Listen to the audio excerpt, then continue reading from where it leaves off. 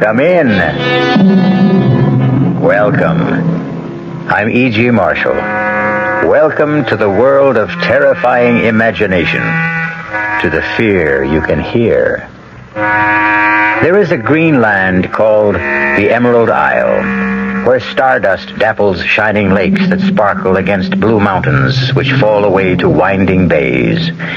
But there are darker sides to Ireland, currents that run deep, a wasting, bitter civil war in the north, and everywhere, lurking behind the shamrock and beneath the laughter, a dark world of legend, of banshees and warlocks, of voices on the wind against which the traveler should stop his ears, or the sound of the death bell. Our mystery drama, The Death Bell, was written especially for the Mystery Theater by Ian Martin and stars Michael Tolan. It is sponsored in part by Anheuser-Busch Incorporated, brewers of Budweiser, and by the Kellogg Company, makers of Kellogg's Special K cereal. I'll be back shortly with Act One. Hello, this is Goldilocks. It seems like only yesterday that I was a little girl tasting porridge. You know, this one's too hot. This one's too cold. And now I conduct taste tests on diet drinks. And there's one I must tell you about. Sugar-free diet 7-Up. It has a fresh, natural, delicious taste. It drives my taste-o-meter crazy. Sugar-free diet 7-Up. This one's just right. Computers. We're big on that. You deserve an airline that remembers your name. Ozark's computer helps us not to forget your name, reservation, connections, your return plans. At Ozark, a big impersonal computer helps us deal more personally with you. Computers, we're big on that at Ozark Airlines. Now go Ozark's evening jet at 6:45 to Washington with through service to Champaign-Urbana and Peoria.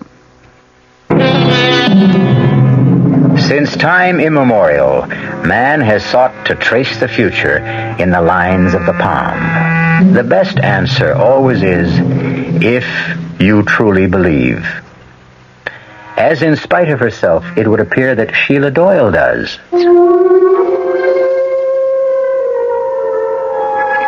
The moment I clapped eyes on Benny's cousin from the States, Brian Macken, there was a bogle tugging at my skirts.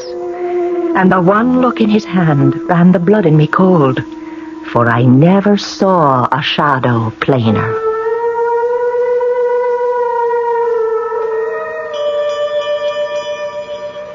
Brian? Oh, yes, Denny. Well, what are you doing over by the window? I'm trying to see where that bell came from. What bell? It's been ringing ever since you went up with Sheila, don't you? Well, that's funny. What? It stopped. You didn't hear it? Nope. Well, maybe you're just used to it. Don't you have some kind of a bell around here? Well, the church? No, not a church bell. Something much smaller, like, on an animal, maybe. Well, there aren't any animals around. Oh, well, maybe I'm just hearing things after that scare Sheila threw into Oh, me. look, Brian, I'm sorry about that. Sheila's as level-headed as they come about everything except some of the old country superstitions. She wasn't kidding, you know. She really believes in a lot of this. Well, forget it, Denny. I'm not worried about me. I was only concerned about Sheila. She looked all shook up. Oh, she was embarrassed. I think she felt she'd made a fool of herself. I don't think she'll be able to face you again tonight, but by morning, she'll cook you a breakfast that'll stick to your ribs. You are going to stay, huh? Oh, I can take the car and run down to the local inn. No, sir, not on your life. My cousin comes all the way from the States. I don't let you get away till we do some catching up. Catching up? Yes. I want to hear all about your wife. My wife? Yes. Sheila and I are so sorry she didn't come along with you. She wasn't feeling herself at the last moment. Yes, I know, so you said. You see, this isn't so much a trip. It's more a sort of pilgrimage. A what? I want to find Carrie Kleiner. I want to see it for myself. If it exists. What do you mean? Well, Brian, I always understood it was just a family legend. You mean to say you've been here in Ireland now for 3 years and you haven't tried to look it up? Man, it's near 250 miles from here and I haven't a car. Anyways, it wasn't my side of the family. Well, it was mine. Or should have been. At the very least from my mother's side. You know that. Well, I honestly don't. All I know is that my mother used to ramble on when she got older about how there was royalty in the blood somewhere far back and the ancestors lived in a castle in the north. Carrig, Clena. It was a castle. Huh? The Carrigs were said to be in the direct line of descent from Brian Boru himself. And it was a family custom to name the residence for the family name and for the wife who reigned over it. My great-great-grandmother, Clena, was married to the last of the line, Lord Carrig. Your great-great-grandfather?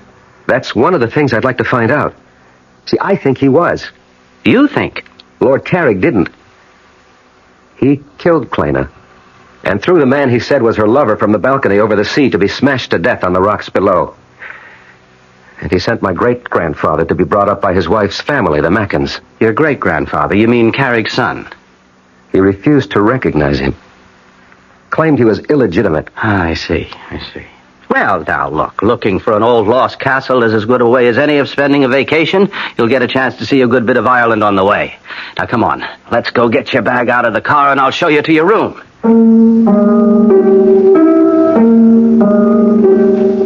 For the first time in our marriage, I found myself getting a little annoyed with Sheila as I walked Brian to the car. There was that vague kind of family connection between us. You write off as cousins, but mostly what we were was old friends and classmates. Now, with Sheila's superstitions jogging my imagination, I was uneasy with Brian. A feeling, thank the Lord, that a few minutes in the soft Irish night blew away. Oh, it's good to be alive on a night like this. It makes me think of... What, Brian? Commencement. The end of the term, anyway. or after the last ball game of the season. Tired, but loose, you remember? Well, for pitchers, maybe. Catchers with old football knees took longer to unwind. Well, so, how's the old rat race? Advertising? Oh, it still goes round and round. Hamsters on a cage wheel. How's the writing? Slow, but sure. And I make an honest buck cutting peat to keep myself in shape. You're a happy man. Oh, what more could I ask for? Wait till you see your namesake tomorrow. Little Brian.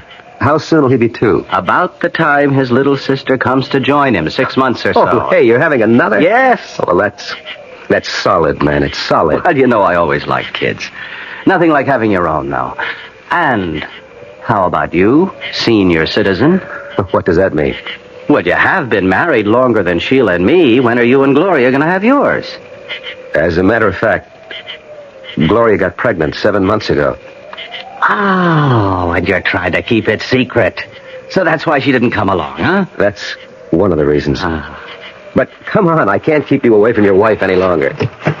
Here, just let me get my gear and we can hit the set. Oh, there's no hurry. For my money, we could sit up all night and shoot the breeze. Well, that'd suit me if I didn't have a long journey ahead of me tomorrow. Oh, I see. You're still determined to go chasing rainbows. I heard the door close when they left the house, and had gone to the window to watch Denny and Brian talk at the car. I couldn't hear the words, but at least Brian's arms slung around Denny's shoulder eased my mind enough to make me go to bed. Still and all, even with the soothing sound of their voices rumbling below and their laughter, it was long before I fell into an uneasy sleep. Oh, Denny? Oh, I'm sorry. Shh, Sheila, shh. Darling, go to sleep. It's all right. I was half on to waking. Turn the light on. No need. I'm all undressed. Just come into bed.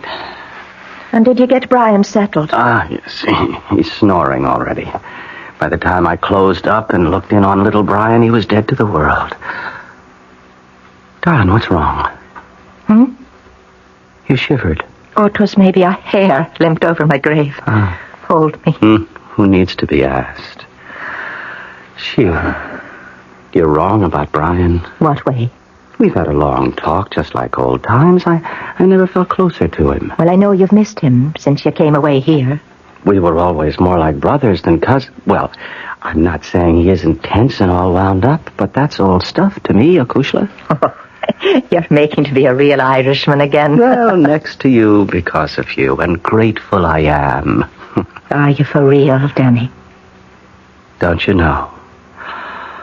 Oh, Sheila, I used to be all tied up in knots like Brian, and that's all it is, you see. Well, I hope you're right. You haven't heard the best news yet. What? Well, you're not the only one that's carrying a heart beneath your own. Gloria's expecting. Brian's wife? When? Before you. That's why she didn't come along this trip. Well, that's good news, Denny. I want to be happy for your friend, your cousin, your brother, almost. Well, so you can be. Sheila. What did you think you saw in Brian's palm? Don't ask me. First of all, because I have no words to tell you, and second, I'm praying to sweet Mary to forgive me, for I'm hoping it was himself who's only giving me a warning not to meddle in the Lord's business. The night is quiet outside, except for the tinkle of that far-off bell. There's a kind of peace. I had to stop here with Denny, touch normal life, if only for a moment. I will not think back, and tomorrow must wait till I find it. I know what it will bring to so many people. I wonder what it will bring to me, Brian Macken. The last thing I hear is the bell, lulling me to sleep.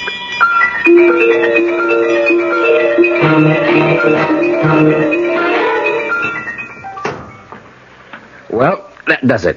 All set for the road. Oh, I wish you didn't have to go so soon. So do I. Will you stop by then to see us on your way back? I don't know if I'll be coming this way, Sheila. Oh, try to make it. And Brian. Yes? The farther north you get, particularly beyond Sligo, hug the coastline all the way. Please, don't go near the border. Ulster, you mean? There's still a lot of trouble. I wish you'd forget the whole thing. Except I won't. Well, man, it's like looking for a needle in a haystack. And if there ever was a Carrick-Clana, it's probably nothing but ruins by now. If there ever was one, I'll find it. And I think I will. And if you should, what would it prove? I don't know. Goodbye, Brian. Come again. I'll try. Bye, Denny, old pal. I'll only say au revoir. And it's glad I am to have met you, and forgive me for last night. The gypsy's warning? I don't know what came over me. Think nothing of it. Well, so long, chum, and drive carefully. I hope you had a good night's sleep. With the good company and the good air, what else? Even the little bell I finally got used to. And off I went like a log. So here goes. Hail and farewell.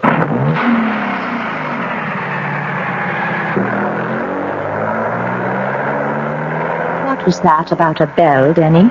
Oh, search me, Mavourneen. When I came downstairs last night after I took you up to bed, Brian was by the window.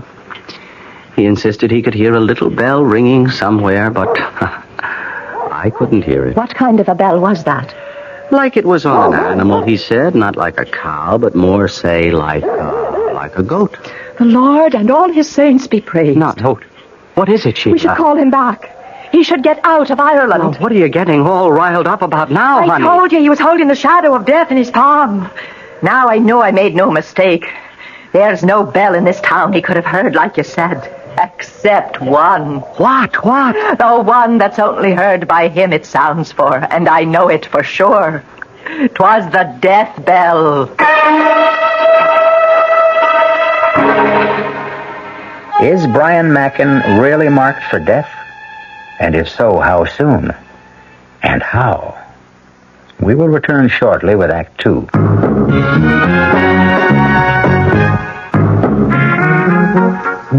Some beer drinkers have funny ideas about beer. They think beer improves with age, like wine.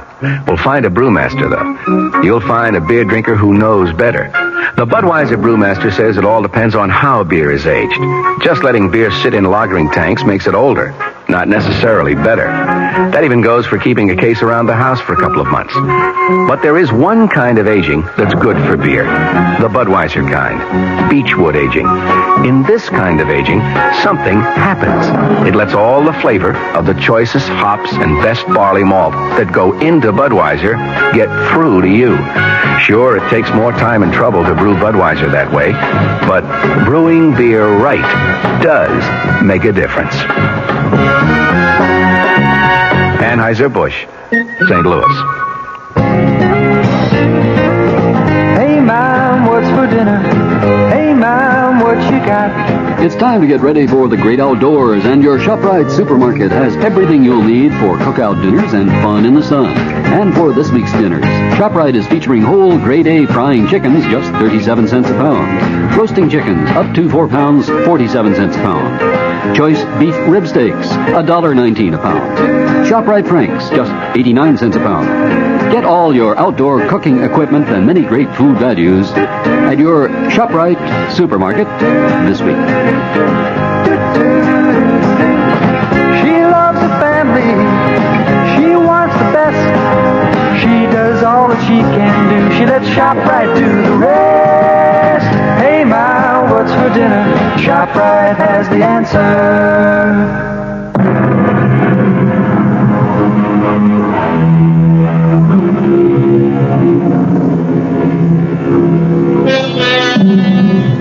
250 miles is a short day's drive as we reckon it in the good old US of A. But through the length of Ireland, stopping more and more in the last 50 miles to ask the still unanswered question, do you know of a castle in these parts called Carrickclena?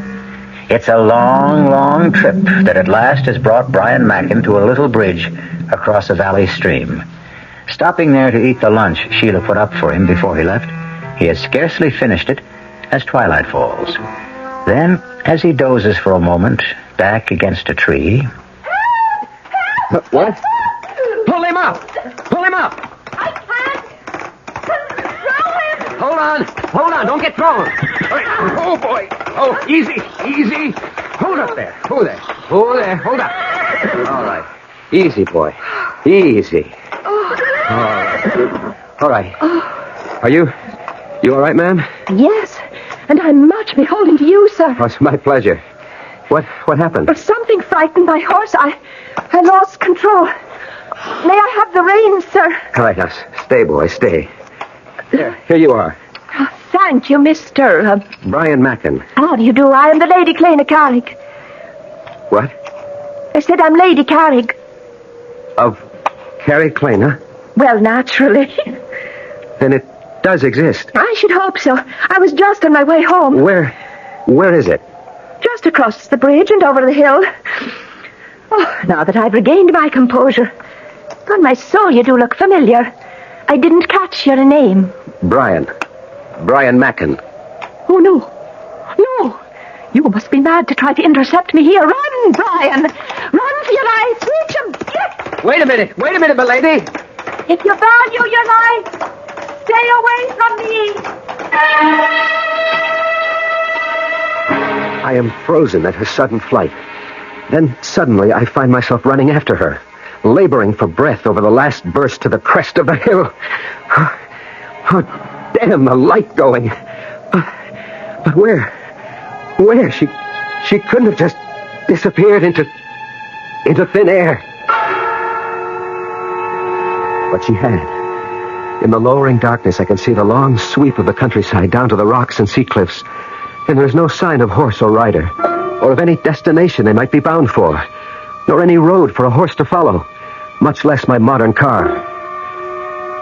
For the moment, I realize I must return to my car and seek some lodging for the night.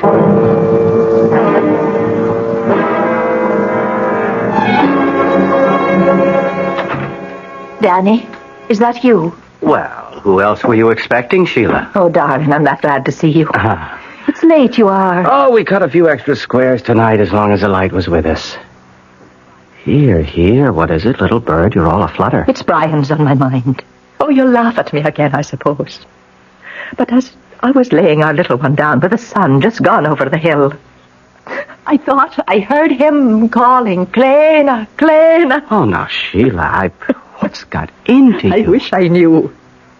I only know somehow we should never have let Brian go off for the north. Something terrible is going to happen to him. And if there is, what could we do to stop it? Well, we should try. Would you have me follow him on Shank's mare? How fast do you think I could walk it? Well, you could borrow the McFadden's car or Seamus' motorcycle. And if I did, where would I head for? Oh, don't fault me, darling, or make me the fool. It's just a feeling comes over me and I can't help it. I want to be wrong. I hope I'm wrong. Sheila, now please, stop worrying about Brian. If anyone ever knew how to take care of himself, that's the guy. I said it with authority because I meant it, or I thought I meant it. Or I tried to mean it because I wanted to reassure Sheila. The truth is, I was shaken again. I'd been 3 years living in Ireland, long enough to fall under all of her spells, even the black ones. And I'd have given anything to know where Brian was at that moment. And what he was doing.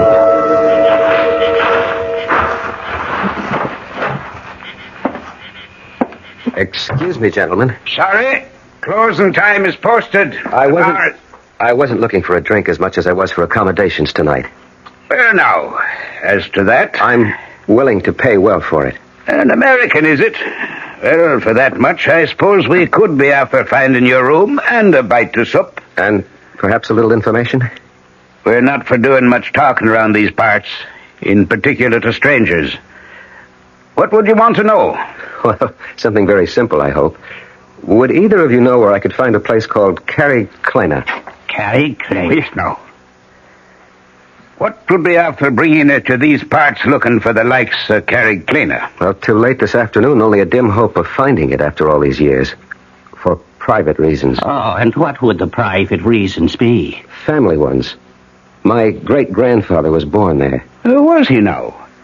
And what was it that late this afternoon gave you the good hope of finding Carrigclena? I ran into someone who lives there. Who lives there? Paddy? Will you hold your tongue, Mick? And who would you have met that said they was from the castle? A very beautiful woman. A girl, actually, who said she was the Lady Clena Carrig. Oh, the Lord and his saints preserve us. The Lady Clena? Where was this then? For about 5 miles or so north of here. There's a road goes winding down to a little bridge and then goes up a rise on the other side, but sort of peters out. Ah, that's the old Ballybrig across the Scalinor. Did you drive your car across that bridge? No, I stopped this side of it because the going was getting so rough. Sure, it's lucky you didn't drive on it. It might have carried away with you. That bridge has been condemned for anything but foot travel as long as I can remember. But why? Because it doesn't lead to anywhere anymore. It leads to Carrigclena somehow. How would you know that? Because the lady was bound for there on her horse. Ah, was it a big bay mare with a mane as white as snow? Yes, that's the one. And the woman, how was she dressed? Why, she was in sort of a green velvet dress with a big hat, like an old-fashioned riding habit, you'd say. Oh, Mary bless us. And the good Lord save us all. Old-fashioned it is for sure. For the Lady Clena has been dead these 100 years and more. No, this was a young woman. She was only past her 21st year when she died. That was no real woman you saw this afternoon, stranger. That was her ghost. But I talked to her. Did you now, then? What you saw was never real. And you can take that as gospel. Well, perhaps. I hadn't eaten all day, and I did take a nap under a tree. And 'twas twilight, when all fancies begin. We'll let it go at that, anyway. But Carrigclena, is that just fancy, too? Well, no, as to that... Must you always put your oar in, Mick? I'm talking to the gentleman here, Mr... Macken. Brian Macken. It is a good Irish name. I mentioned that my family came from Ireland. So you did. And at least you've had the sense God gave you to come back. I'm Paddy Flynn, and the little runt here is Mickey Mahan. The top of the evening to you. Is it back you are to stay, Mr. Macken? That depends on what I find at Carrigclena. It's little you'll find there. Deserted and empty, and blown by the winds for a century. It's not but a ruin. Not worth the effort to go by it. And sometimes at nightfall, there's a woman's voice that'll call, "Come away, come away," and ill betide the man who listens. Well, just the same, I want to see Carrigclena. Can you guide me there? Not by night. I wouldn't stir out by night for all the gold in a leprechaun's hoard. Maybe tomorrow. We'll see. It's time we were all to bed.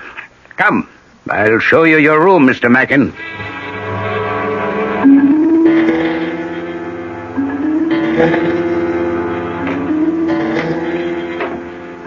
Do you think he's from the police? I don't think so, but I'm taking no chances. Sure, and what are you doing there? I'm making Mr. Macken a little nightcap, as he requested. Only it will be a little stronger than he expected. How is that, Paddy? Sure, I'm giving him a little extra dividend. Your namesake, as you might say. Who will that be at all? Mickey Finn. I never heard tell of him. Well, now, that's because he emigrated to Chicago, USA, long before your time and mine. But he gave his name to what's in this little bottle here. Well, looks like no more than bog water. It'll make you sleep a deal sounder. Now then, you'll take this drink up to him, whilst I go arrange for the clock. It is a good thing we have a full moon to work with this night. To work? Isn't it obvious the guns are no longer safe at Carriclana? We'll have to have them up and away over the border by morning, before our American gets to nosing about. Wish 'twere not going by the castle by the dead of night. How else? But you'll be walking again by the full moon. You heard Mr. Macken saw her abroad in skirts before dark. What kind of soldier are you, Mick, that starts at shadows? Now, let's have no more nonsense out of you. And away up with the drink to Mr. Macken.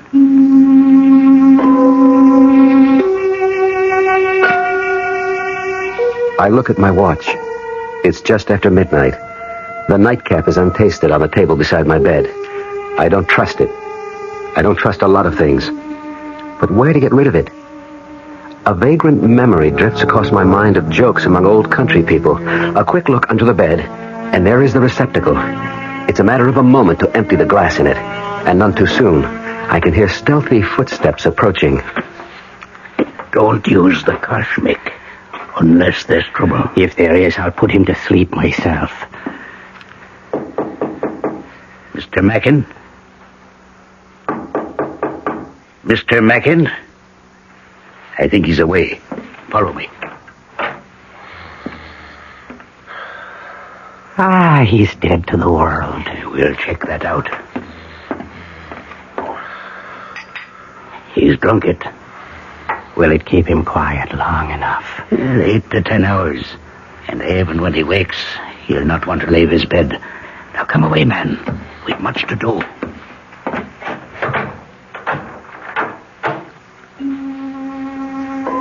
Lying on my bed, snoring, pretending to be asleep, I have listened to everything. But the fall of that heavy lock tells me once and for all, I am a prisoner. But as I wait for them to leave the house, I know that nothing will keep me from Carriclana. I have an appointment there that's been waiting 100 years. And even now, in the still of the night, I can hear the far-off tinkle of that bell and a voice crying. Come away, Brian! Come away back to Carriclana!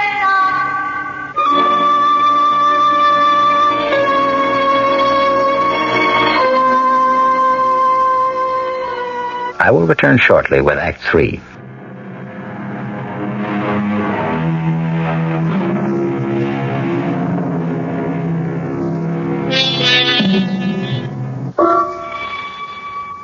I stand by the window, carefully on the side where the moonlight cannot cast my shadow, and watch the courtyard of the inn below.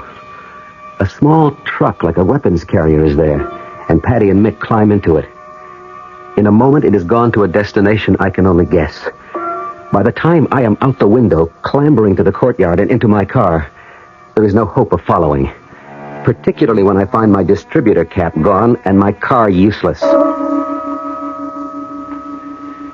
It's a long, agonizing walk for 5 miles, even on a moonlit night. And by the time I have crossed the bridge and climbed to the ridge above, I am at the ragged edge of exhaustion. But there is a reward. Far below, against the restless sea, there are pinpoints of light that move. I am near the end of my pilgrimage, and the bell is sounding again.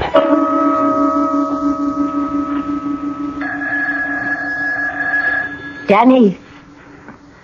Danny. What is it, Sheila? The phone, it's ringing. Well, what time is it? It's 3:30 in the morning. Well, who could be calling us I now? don't know. I have been lying here awake, afraid that something was about to happen. Will you go down now and answer it, or shall I? All right. I'm on my way, but who? It's Brian, or something about him. And whatever it is, no bell that rings in the night brings anything but ill luck.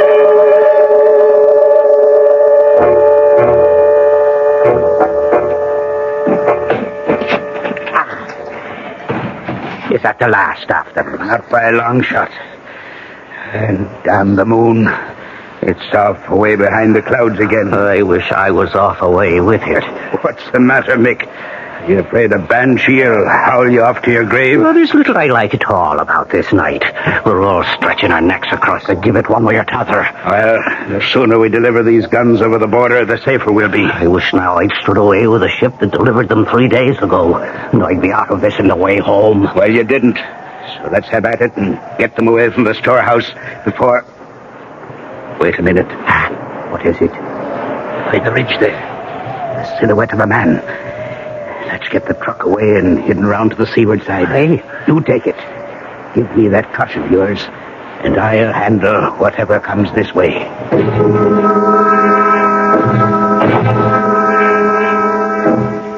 Yes, Sergeant, he was. Well, he left yesterday morning about 9. All I know is he was headed somewhere north of Sligo, Galway Bay area. Yes, he was looking for a place named Carried Clana. No, not at all. And please, he's a cousin of mine and a very good friend. You will keep us notified and let us know what's happening. Yes, I'd appreciate that. Thank you. What is it, Denny? Oh, what are you doing out of bed, Sheila? Who was on the phone? You said Sergeant. It was Liam Flaherty of the police. Oh, Sheila, that's all hell to pay. Tell me. There was a tracer from the States. They called the local here to get in touch with us. Why? The police in America. They're trying to get in touch with Brian. What has Brian done? That isn't the point. It's what's been done to him. What? Brace yourself, my darling. Somebody murdered his wife.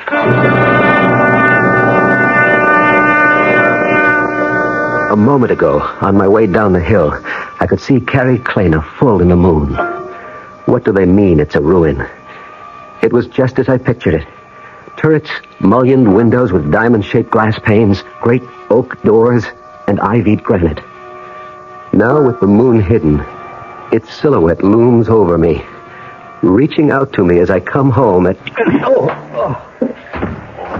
Cool, you didn't have to hit him so hard. I wasn't taking any chances with Mr. Macken this time. Ah, is that who it is?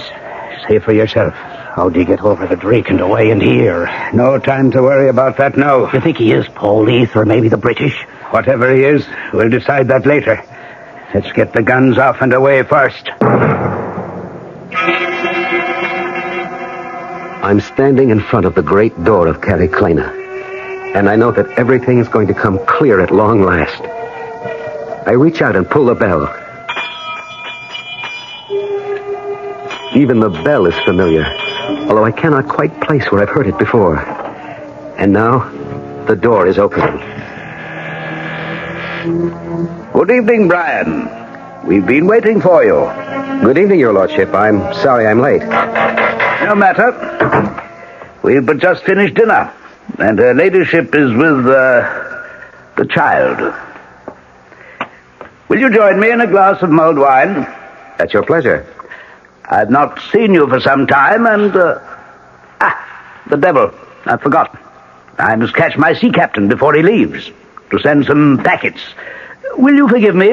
I should not be over 2 hours or so.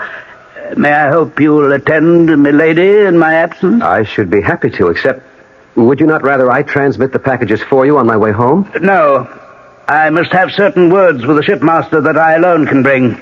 Besides, I would not deprive Clana of some outside companionship. We're so isolated here, it would be cruel to deny her a new face to brighten her solitude. The hour is late. Perhaps it would be better... No, I won't hear of it. You shall be our guest for the night, and I shall be back post-haste. I'll try to make it in as close to 2 hours as possible. Meanwhile, make yourself completely at home.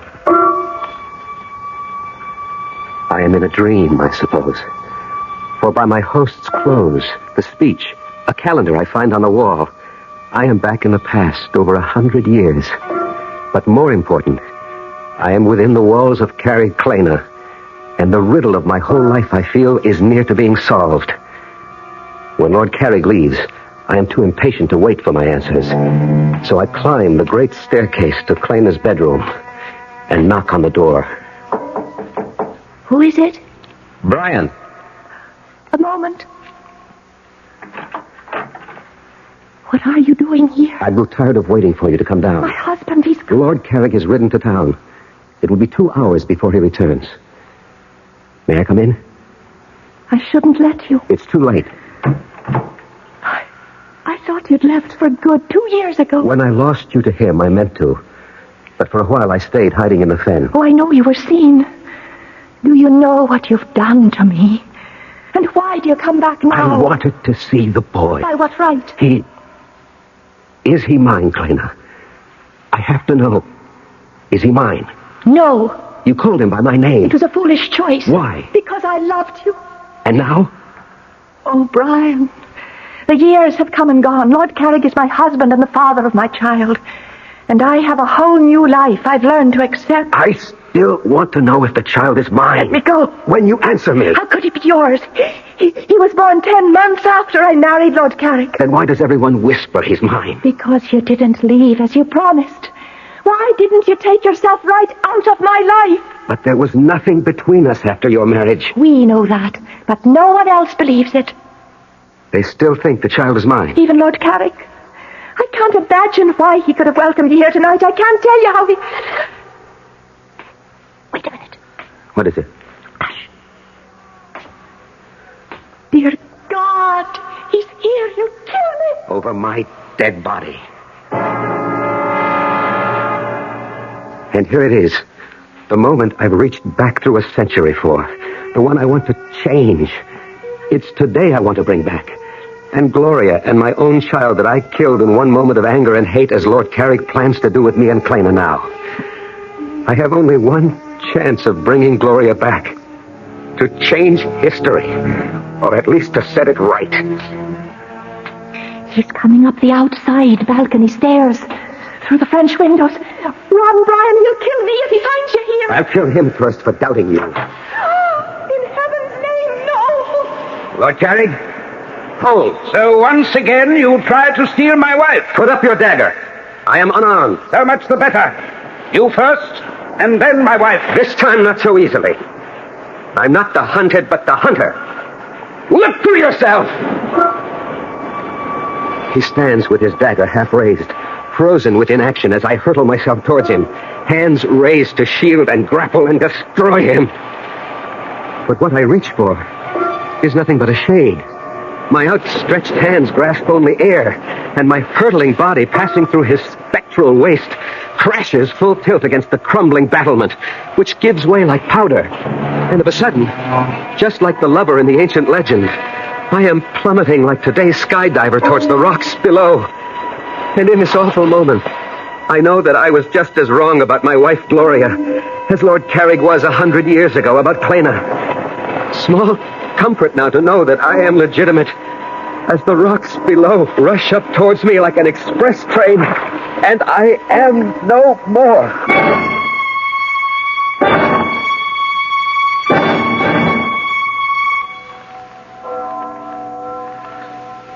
Are you ready, Sheila? In a moment. What is it, darling? That bell. I don't know if I ever want to hear a bell in my life again. That's only the church bell. We didn't ever hear the other one. What happened to him, Denny? Oh, I'd have to be God to answer that. He snapped. The way a lot of us do when life spins us around too fast and curdles our brains. Why do you think I ran away from it all and came here to find peace? Brian really killed Gloria. He'd had a nervous breakdown 2 months ago. He escaped from the sanitarium. His obsession about paternity had put him there, and Gloria was asking for a divorce. He lost his head. She lost her life. But how did he think he could escape by coming here? I don't think he was looking for escape, but... Oh, I know it's such a writer's word, but... expiation.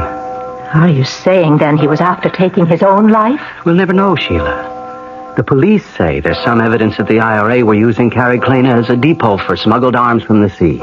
Maybe he stumbled on them. The local folk would tell you that anyone in that haunted castle after dark, especially when the moon was full, was risking God knows what. And someone I know very dearly sensed he was marked by fate for death. Oh, don't.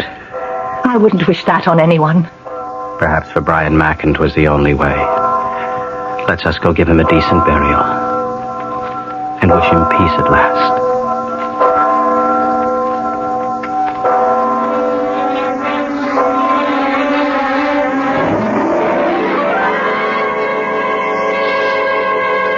A strange tale. A tortured man who borrowed a century-old sorrow and carried it on his back like the old man of the sea. Small wonder he broke eventually under the senseless strain and ran amok. A man to be censured, but also to be pitied. A man for whom the death bell sounded. Let his epitaph be John Donne's, lest you stop to criticize too harshly. Ask not for whom the bell tolls. It tolls for thee. I'll be back shortly. Oh, sure. You can talk about good-tasting diet drinks, but I know. I'm Goldilocks, and here at my taste-testing laboratory, I taste-test them all. And nobody's been drinking my diet drinks until I tested sugar-free Diet 7-Up. And then, kabloomy! Every bear wanted some. Diet 7-Up is fresh, natural, delicious. Sugar-free Diet 7-Up. This one's just right. North Jersey is certainly getting a higher yield this spring, especially with Suburban Savings Special High Yield Savings Certificate that you can raise for fun and profit. All you have to do is plant a modest $2,500 minimum in Suburban Limited Issue 7.50% Savings Certificate. Then put your certificate in a nice safe place. Suburban takes care of the rest by compounding interest continuously from day of deposit paid quarterly. You'll get a nice healthy 7.90% effective annual yield on your 7.50 savings certificate when you let it grow from 4 to 10 years. Early withdrawal prior to maturity is of course subject to a substantial penalty. So for a nice healthy 7.90% annual effective yield, grow Suburban's 7.50% savings certificate for fun and profit at any Suburban savings office. In Bayonne, Edgewater, Elmwood Park, Emerson, Hackettstown, Morris Plains, Nutley, Paramus, and Sparta. Our cast included Michael Tolan, Marion Seldes, William Redfield, and Guy Sorrell. The entire production was under the direction of Hyman Brown. Radio Mystery Theater was sponsored in part by new sugar-free Diet 7-Up. This is E.G. Marshall inviting you to return to our Mystery Theater for another adventure in the macabre. Until next time, pleasant dreams.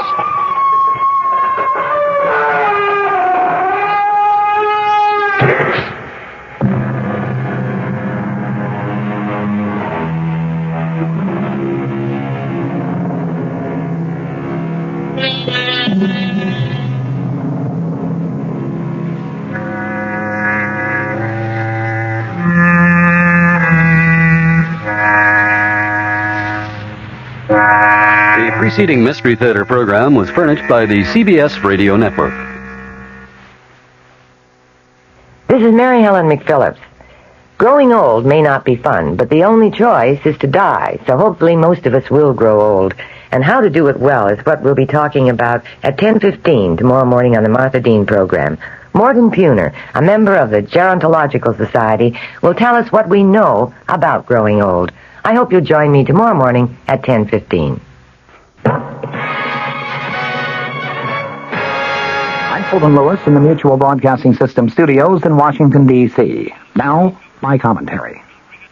President Nixon's Watergate lawyer said today that he's going to move to quash a Watergate prosecution subpoena for 64 more White House tapes. He would not say whether the president will abide by any adverse Supreme Court decision should that tape battle come to that. Facing a deadline of Thursday for responding to the subpoena from Special Prosecutor Leon Jaworski, the president's defense attorney, James St. Clair, held a broad-ranging news conference here in Washington today, a news conference in which he discussed the president's reasons for making public more than 1,200 pages of edited transcripts of the Watergate tapes. He also disclosed that the House Judiciary Committee is seeking more than 140 additional tapes for its impeachment inquiry. Discussing Jaworski's subpoena, St. Clair argued today that the massive public release of transcripts by the president yesterday strengthens his effort to have the subpoena quashed. He said he will move now on two grounds. First, in his words, especially now, clearly the prosecution must have enough evidence to proceed to try these cases. And knowing Mr. Jaworski, I am confident that he wouldn't have indicted these people if he didn't think he had enough evidence to convict them. Secondly, acknowledging that the White House has a duty to make available materials that would be helpful to the defendants, St. Clair today said everything we know of is in that book of transcripts. Everything is there. He also contended that there was a significant difference between the Jaworski subpoena and the one issued last year in the name of former Special Prosecutor Archibald Cox. He said the Cox subpoena, which led directly to the explosive firing of Cox, was on behalf of a federal grand jury, and the 2 court decisions that went against the president in that case were based on the proposition that the grand jury has sort of unique requirements. The Jaworski subpoena, on the other hand, St. Clair noted today, is aimed at providing materials for use in court trials rather than in grand jury deliberations. Asked whether the president would abide by an adverse Supreme Court decision should the Jaworski subpoena lead to a court fight and eventually reach the Supreme Court, St. Clair today said, quote, "I wouldn't want to comment one way or the other because I have not discussed it with the president, and I would not want to presume on his decision. In any case," he said, "I don't believe that we will come to that." St. Clair also was asked to outline the strategic or tactical advantages that the president hoped to reap by making public the massive array of edited transcripts. He cited the following as the basic consideration, and I quote, "People were getting more and more imbued with the idea that the president had something to hide to the extent that it endangered the presidency. The facts ought to be known, and then let's argue about them." The President's Watergate attorney, James St. Clair, today volunteered that the staff of the Judiciary Committee is seeking tapes of 141, 142 maybe, those additional presidential conversations. He said he hoped the committee would take a second look at that request in light of Tuesday's disclosures and decide not to press it. Since most of these tapes are understood to deal with the controversies involving milk producers and the ITT, St. Clair was asked if he meant to suggest that the committees should forget those 2 issues. He said, "Based on what I know about it, the answer is yes." St. Clair made it apparent, however, that he is not opposed to providing additional materials relating to political contributions by the milk producers and the administration's controversial decision to raise milk price supports. He was asked if he felt that yesterday's disclosures might prejudice the cases of Watergate defendants that are still facing trial. St. Clair said, "I do not think so. But as far as the conduct of the case is concerned, that is the first responsibility of the special prosecutor." Reminded that at one point in the bulky volume of transcripts, the president suggested to John Dean, who was then his private counsel, that witnesses in the Watergate proceedings might have conveniently faulty memories while under oath, St. Clair today said, "As the president said, there are unfortunate remarks in there." Urging that the transcripts be looked at as a whole, he said the danger of this is to pick out a phrase here or a sentence there. The president's attorney also was asked if he thought it had been appropriate for the president to discuss at length payment of hush money to some Watergate defendants, as one transcript shows. St. Clair today responded, "I'm sure if he had to do it all over again, he wouldn't have done that." The president is looking to the American people for vindication in the Watergate issue, while House impeachment investigators meet tonight to decide their next move in the quest for White House evidence. A majority of the House Judiciary Committee evidently was dissatisfied with the edited White House transcripts that the president delivered yesterday in lieu of tapes of those 42 presidential conversations that the committee had originally subpoenaed. The panel's Democratic majority planned to stop short of any formal demand for enforcement of the subpoena in favor of seeking bipartisan support for a simple statement declaring that the president had failed to comply with the subpoena. It was clear from the time that the president disclosed his transcript plan on Monday night that the support he sought was far beyond Capitol Hill, that his eventual goal was to try to persuade the American people that he did have no advance knowledge of the Watergate break-in, that he had no knowledge of the cover-up of the Watergate issue, and that he was providing investigators with a full story of his role. For all of the 1,308 pages of presidential transcripts, there are nonetheless many uncertainties about just what the president did or did not know and when he knew it, and what he intended to be done. It was, as the president's lawyers and the president himself had said, a document that is marked by ambiguities. One White House covering statement that was delivered with the transcripts declared, in all of the thousands of words spoken, Even though they often are unclear and ambiguous, not once does it appear that the President of the United States was engaged in a criminal plot to obstruct justice. Those words also created a picture of a president feeling increasingly embattled and frustrated by a scandal, the disclosure of which he considered inevitable, but which he hoped to control, possibly even avoid. And they showed the president considering many alternatives, many different options, including at one point the payment of some hush money to the original Watergate conspirators. The transcripts covered conversations between September 15th of 1972 and April 27th of 1973. There were a few critical meetings, though. There was one on September 15th of 1972. That was the day that the indictments were returned in the Watergate break-in case.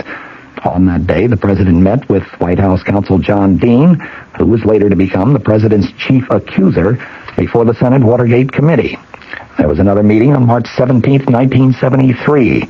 That's the day that the president learned that members of the White House Plumbers Unit, set up to trace leaks of classified information, had engineered the break-in at the office of Daniel Ellsberg, psychiatrist. There was a meeting just 4 days later, March 21st of 1973. That was the day the president said that John Dean first told him about the Watergate cover-up. Numerous alternatives, including meeting demands for hush money, were considered by the president, by John Dean, and by White House aides H.R. Haldeman and John Ehrlichman.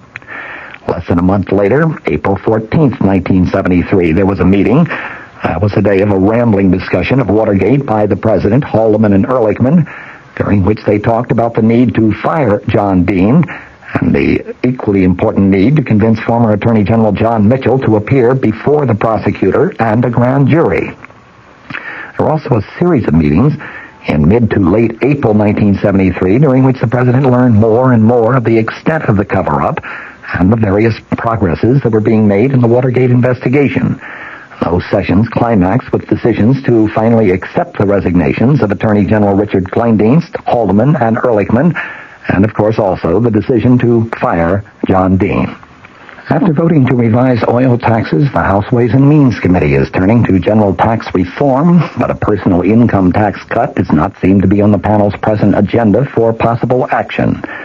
The committee was at work again today on a sweeping series of items, ranging from cutting Social Security taxes to reviewing tax shelters and tax treatment of capital gains, and from tax provisions for single people and married couples to tax simplification involving itemized deductions.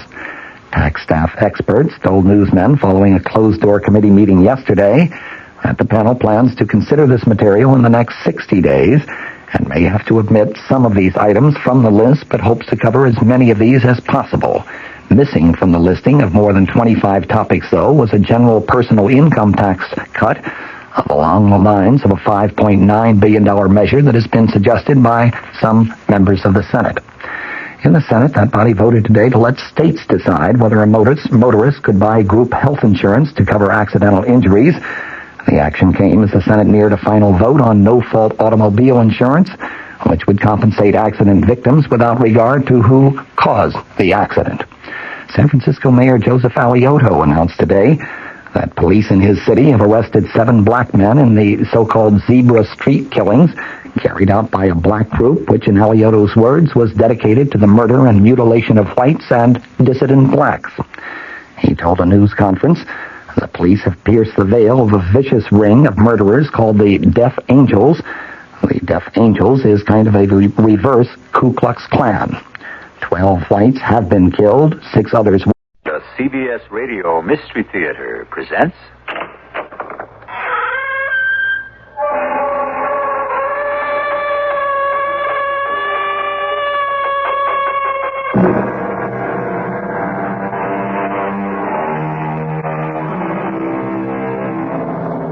Come in. Welcome. I'm E.G. Marshall. In our lives, we all travel to many places where we will be the stranger. The unknown waits for us in other countries, other towns, even new roads, a different turn on an unfamiliar street. And are we really any different from the traveler of ancient times? Aren't we still dependent on the kindness and goodwill of others? Even the most suspicious of people must ultimately be confronted with a situation where he must trust his money, his possessions, or even his life to a stranger. You're mistaken, Orville. I can leave here any time I want to. Stop pretending, Pamela. You know you can never leave Silver Tree Island. Yes, I can. No one ever leaves Silver Tree Island. And you know why. It isn't true. It's impossible. You know why now, don't you, Pamela? Don't you?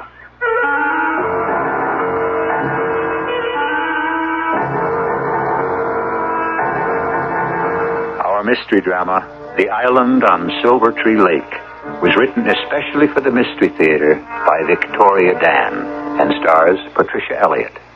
It is sponsored in part by True Value Hardware Stores and Buick Motor Division.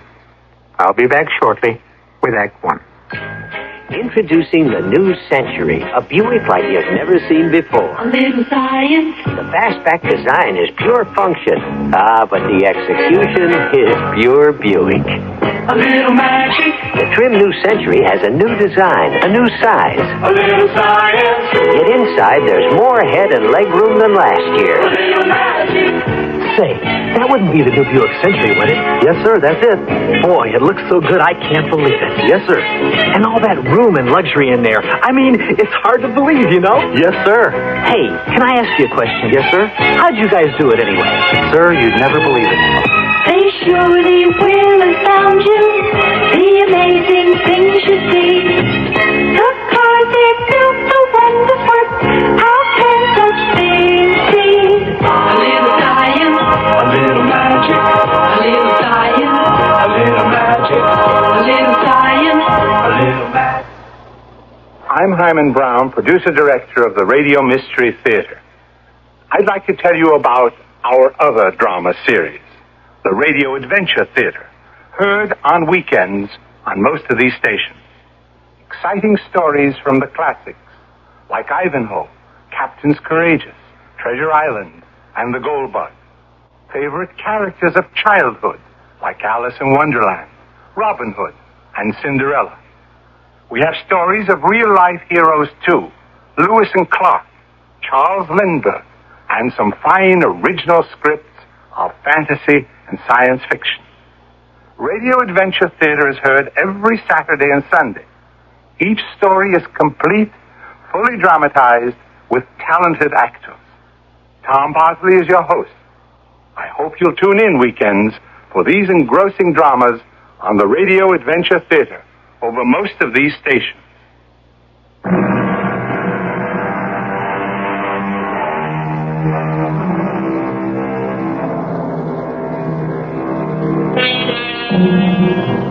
The world, they say, has gotten smaller. It grows smaller every day. This incredible shrinking process has to do with our advanced technology. There is scarcely a patch of ocean or earth anywhere that has not been duly accounted for on some vast atlas.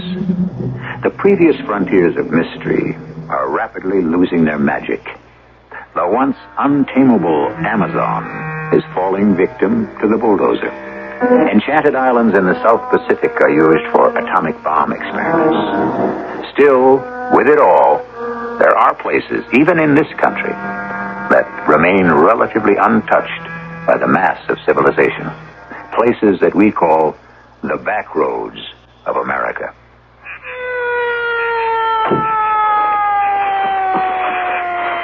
Officer, I don't understand why you pulled me over. Good evening, ma'am. My name is Trooper Leroy LaRue, Jr. Your name, ma'am? Allen, Pamela Allen. My license is in my purse. Is this your car, Miss Allen? No, I rented it at the airport in Memphis. Where are you from, Miss Allen? It is Miss, isn't it? Yes, I'm from New York. Miss Allen, are you aware there's a posted speed limit here? Officer, I wasn't speeding. The posted limit is 45. I was doing 45. You can't give me a ticket just for that. Miss Allen, now have I said one word about tickets? Now, you obviously been seeing too many of those movies about cigar-smoking Southern policemen picking on poor Yankee motorists. I only meant... Now, listen. The limit means 45 miles an hour, conditions permitting. Now, you know what that means? It's just been a rainfall. This is the lake road, and it's bad enough when it's dry. It curves and snakes, and then, if you aren't familiar with it, well, it can be pretty dangerous. I see. Oh, thank you for the warning, officer. Hey, you're going to a wedding, aren't you? How did you know? Over in Weaverville, right? Right, but... Well, that fancy package with the bows on the seat next to you. Now, what else could that be but a wedding present? And who else is getting married tomorrow except Sally Lynn Wilson? You know Sally? Know her? Listen, you're talking about the love of my cousin Earl's life. Now, it broke his heart when she went up north to that college. Now, he waited and waited for her to come home after that, but, no, she said she had to find herself. Got herself a couple of interesting degrees. She's back home for good now. Finally caught up with her. Catches up with everybody sooner or later. Marriage, that is. No, I tell you, they're dropping like flies around me. Officer, Well, I see I'm being a bit of an annoyance. No, it's just that The truth is, Miss Allen, you got me just a bit flustered. But you be careful now. It's nearly dark, and you have to be extra mindful of those sudden twists and turns. I appreciate your advice, Officer LaRue. I'll be as careful as I can. Oh, we have had some terrible accidents on this part of the lake road. Cars skidding right into the embankment. Well, I'll certainly try to get to Weaverville in one piece. Okay, bye now. Bye. Sally Lynn. My old college roommate. I wouldn't make this trip for anybody except you. Whew. This really is the boondocks, middle of nowhere. I'd hate to run out of gas here. Oh, that was close. Oh, this road really is dreadful. The way it twists. Oh, that curve. I'm going into a skid. I can't stop. I'm going to go right off the road.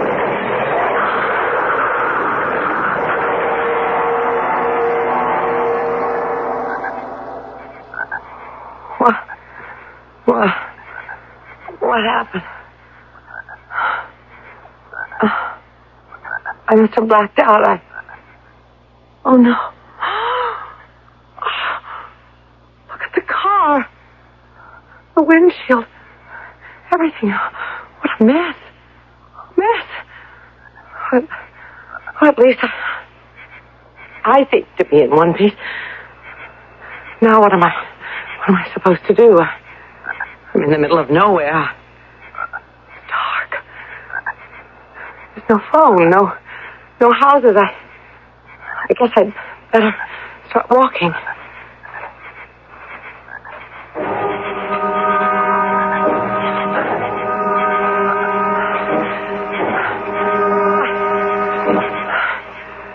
I must have walked halfway around the lake by now. There's nobody. There's nothing. Oh, wait a second. Oh, out there ahead. A dock. I think I see a boat. Oh, it is someone. Hey, hello there. What was there? Oh, am I glad to see you, sir. I didn't think there was anyone around here for miles. I'm here. Always here. I just ran my car into a ditch a few miles back, and I would really appreciate some help. Oh, had an automobile accident, you say? Yes. Where would the nearest gas station be? Ain't none, except in town. Oh, that's over 5 miles in the dark. Well, but is there a house nearby? Nope. Not that I know of. Oh, but what's that out there? Out where? I think I see some lights out in the center of the lake. Oh, don't you know what that is? No. Should I? Well, that's the Silver Tree Lake Resort. Resort? Out here in the middle of nowhere. Not many people have heard of it. It's very, how do you say, exclusive? Would they have a telephone there? You mean you'd want to go there? Yeah, just to use their phone. Well, I don't know.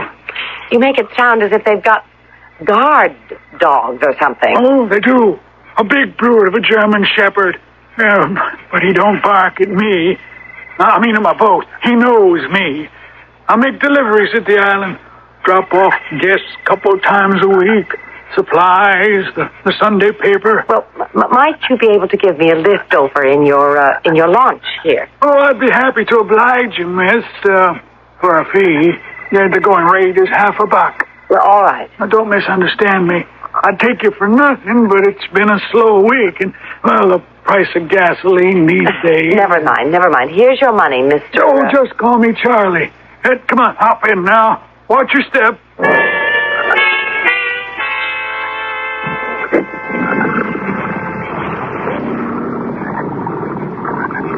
Here we are. Silver Tree Lake Resort. Oh, beautiful, what I can see of it.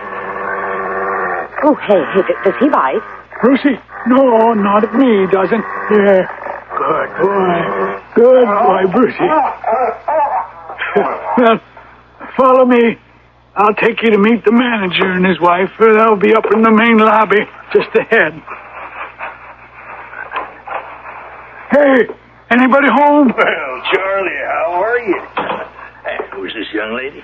Miss Pamela Allen, I'd like you to meet the owner and manager of Silver Tree Lake Resort, Mr. T.J. Harrison. Well, how do you do, sir? I was hoping that perhaps I might use your phone. Oh? I've just badly ruined my car. Yes, you had an accident. Yes, so you have, Miss Allen. I can see you hurt yourself. No, not really. I would just like to use the phone. Oh, well, I'm afraid it's impossible. The switchboard's out of order till the morning. Hey, that storm we had early this afternoon knocked some wires down. Oh, I see. You know, the best thing you can do now is to get some rest. See, we can put you up one of the guest rooms. There's plenty of space. Well, I don't know. What credit cards do you accept? Credit card. Miss Allen, he don't really think we charge you for our hospitality. I mean, to a traveler in distress. Well, this may be a hotel, but you're a guest of management. Now, haven't you ever heard of Southern hospitality? Well, I appreciate it, Mr. Harrison. Vonnie. Oh, Vonnie. Come on out here, honey. Hey, Vonnie, here's my wife. What is it, T.J.? I was just sitting down to dinner. Honey, this is Miss Pamela Allen. She had an accident with her car. Oh, I'm sorry to hear that. So I insisted she stay the night. Rest up. Of course. But I don't want to put you to any trouble. No trouble at all. Is it, Vonnie? No, of course not. I'll show you to your room. What's a lovely room, Mrs. Harrison. Please call me Vonnie. And I wish you'd call me Pamela. I can't tell you how much I appreciate your kindness. We're kind of a simple place here, but I think you'll find everything you need. Try to get some rest. You must have had quite an ordeal.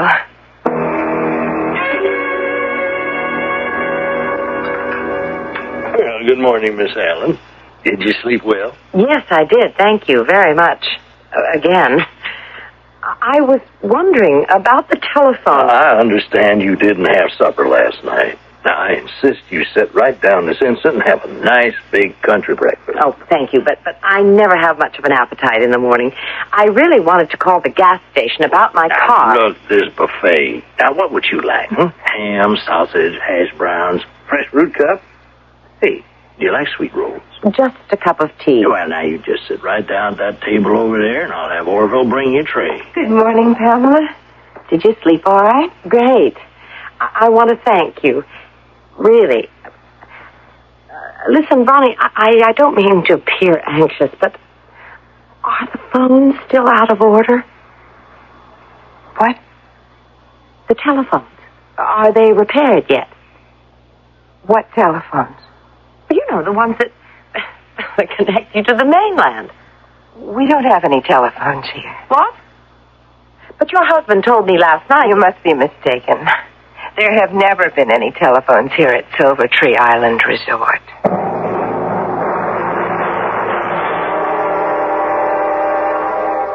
And here you thought the plot was never going to, as they say, thicken. Was T.J. Harrison so embarrassed about not having telephones at his little island resort that he'd actually lie about something so petty? Or is it really so petty? What ulterior motives could anyone possibly have for something like that? He must have lied for a reason. In any event, He'll have a chance to explain himself when I come back with Act 2. Hemorrhoid sufferers, the proof is here. Proof from leading doctors and hospitals of a medication that helps shrink swelling of hemorrhoidal tissues caused by inflammation. It's doctor-tested, hospital-tested Preparation H. Hundreds of tests prove that in many cases, Preparation H gives prompt temporary relief of occasional pain and itch and helps shrink swollen, inflamed hemorrhoidal tissues. Preparation H, ointment or suppositories, use only as directed. Doctor-tested, hospital-tested Preparation H helps shrink swollen hemorrhoidal tissues. This is Helen Van Slyke. I wrote The Heart Listens and The Mixed Blessing. My newest paperback, The Best Place to Be, is the heartwarming story of Sheila Callahan. Widowed after 27 years of marriage, she suddenly faces a single life. From a tragic affair with a younger man to the ultimate understanding of herself and her children, Sheila experiences the emotions millions of women will recognize. I hope you'll like The Best Place to Be from Popular Library. Hello, this is Tony Randall. Doesn't it make you angry when something tragic occurs that might have been avoided? Well, birth defects are a tragedy that afflict over 250,000 infants every year in America, and the March of Dimes thinks it should make you angry enough to do something about it. Many of those birth defects might be prevented. How? With good prenatal care. Prenatal care is the medical attention every pregnant woman needs to help safeguard her own good health and that of her unborn baby. It simply means seeing a doctor or going to a prenatal care clinic as soon as she thinks she may be pregnant.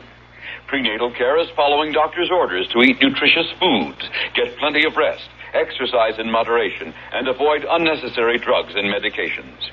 No one can guarantee a healthy baby, but prenatal care goes a long way toward protecting the unborn and the newborn. Give your anger some action, the March of Dimes way. Fight for your baby's health by seeing a doctor early and often throughout your pregnancy.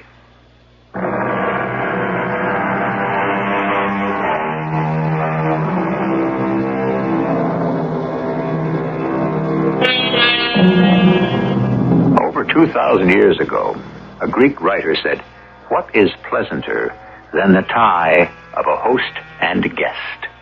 Things haven't changed much since then. Hosts still like to entertain, and guests still worry about overstaying their welcome. Pamela Allen, en route to the wedding of an old friend in the back country of Mississippi, has just spent the night at a hotel in the middle of a lake, following the promise of the hotel manager that the phones would be working in the morning. Now it seems her very gracious host neglected to tell her that there aren't any phones on the island. No phone? No, of course not. But why would your husband tell me there were phones if there really weren't? You were in such a state he probably didn't want to upset you. What kind of a place doesn't have telephones? Pam, you have to understand, Silver Tree Island is a place where people come to escape the pressures of the outside world. They leave their cares behind. No television, no radio, no telephones. The people prefer it that way, and we cater to our clientele. I guess that makes sense, but still, Sure it makes sense. TJ is the perfect host. Oh, hey, here comes Orville with your breakfast. Thank you, but I'm really not very hungry. Nonsense. You've got to eat something. You went to sleep on an empty stomach. Orville, this here is Miss Pamela Allen. Here's your tray. Orville is the resort social director. Entertains nightly in the Starlight Lounge. How nice. But we all help out in the dining room. Give the place a homey touch, wouldn't you say? Bonnie, I don't want to seem ungrateful. But, you see, I'm expected at a wedding this evening. I really have to get someone to tow the car. It's rented. I've got a lot to do. I was wondering if after breakfast... Hey, now, don't worry about a thing. Just be down at the dock in half an hour. Charlie comes with deliveries about then. He'll give you a ride back. Oh, that's a load off my mind, thank you. I've already had my breakfast, but you shouldn't be eating by yourself. Say, Orville, why don't you sit here with Miss Pamela Allen? All right. Won't you excuse me? I think I see TJ. You're not eating anything? I never eat in the morning. Orville, how long have you been working here at Silver Tree Island? Work? Well, that's what you do. isn't it? You're a resident social director? I don't call it work. I call it music. You'll hear me tonight after dinner. I won't be here. Sure. That's what they all say. What all who say? The guests. Oh, I'm not a regular guest. Well, they all say that, too. What are you talking about? Don't you know by now? They're not going to let you get away so fast.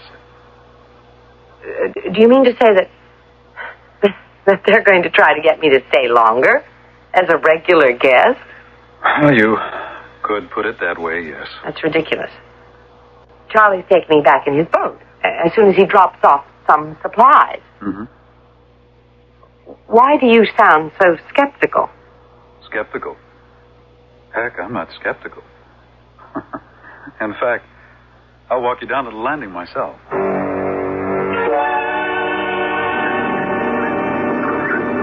There's Charlie now, right on schedule. I wish I could have found the Harrisons before I left. I wanted to thank them for their hospitality. Hey, Brucey. Here, boy. Come on. He has to be the gentlest breed I've ever seen. Don't let this pussycat of a dog deceive you. He's a German Shepherd, and he can be fierce if provoked. You'd better get back off the land. What is he growling at me for? That dock is his personal property. Get back off it. What's the matter? I told you, Brucey doesn't like people trespassing on his dock. But he didn't growl at me last night. Well, that was different. But why? Because I was with Charlie? No, because you were arriving, not leaving. Brucey doesn't like to see visitors go. That's just wonderful. No, here's Charlie. I'm sure he'll be happy to escort you. Hi, Charlie. What are you doing at the dock this morning? I hope you don't mind, Charlie, but I was hoping to hitch a ride back to the mainland with you. Oh, you did you? Yes. Does she really think I'm going to take her back? What do you say? Well, after what you've seen. After what I've seen? What do you mean? Well, it's out of the question. Out of the question now. Now, if you'll just excuse me. Oh, I understand now. You want me to pay you, right? Now, you are smart, young lady. Is it still 50 cents? Let me just, here. Do you have change for a $5 bill? Nope. Or could I trouble you? Sorry, I never carry money. Well, here then. Take the whole $5. Are you kidding? It's worth it for me to get going. Well, not to me. I don't deal in paper money. It's 50 cents clear or no ride. But that's $5, perfectly good U.S. currency. Well, I'm not interested. The fee is 50 cents. Exact change only. You're the most unbelievable person I've ever met. Now, see what you've done. You've upset Brucey. You better come back to the hotel, then. How could anybody be so mercenary? Young lady, you can always complain to the management.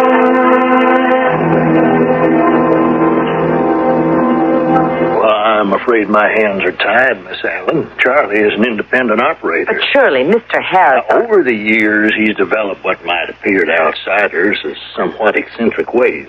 And now one of them is a 50-cent charge. In fact, he charges 50 cents for just about everything. It certainly is eccentric.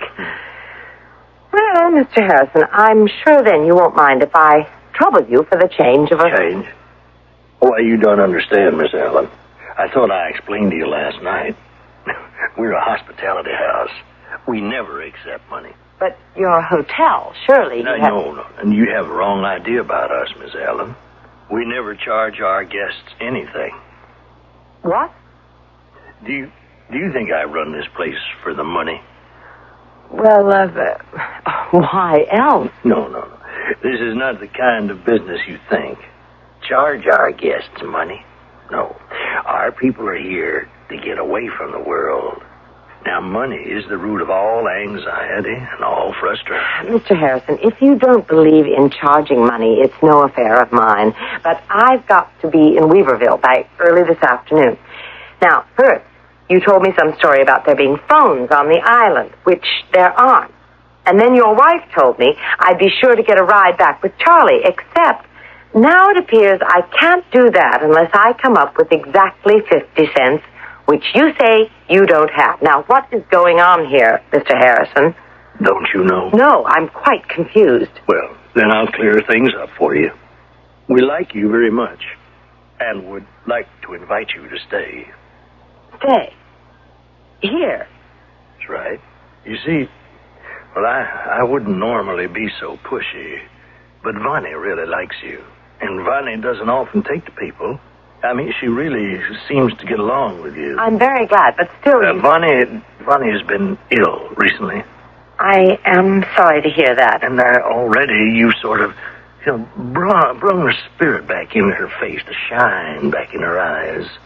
Oh, there's nothing like the companionship of young people, especially when her husband is such an old fogey like me. Oh, you're not old, Mr. Harrison. Well, thank you, but the truth is I am twice as old as Vonnie, and sometimes there's that unavoidable, what is it they used to say, generation gap. At least, couldn't you stay the weekend? I told you I have to be in Weaverville by this afternoon. Well, why don't we discuss this after lunch? After lunch? We just had breakfast. Will you excuse me, Miss Allen? I'm wanted at the desk. A new guest. Mr. Harrison, After lunch, Miss Allen. Talk to me after lunch.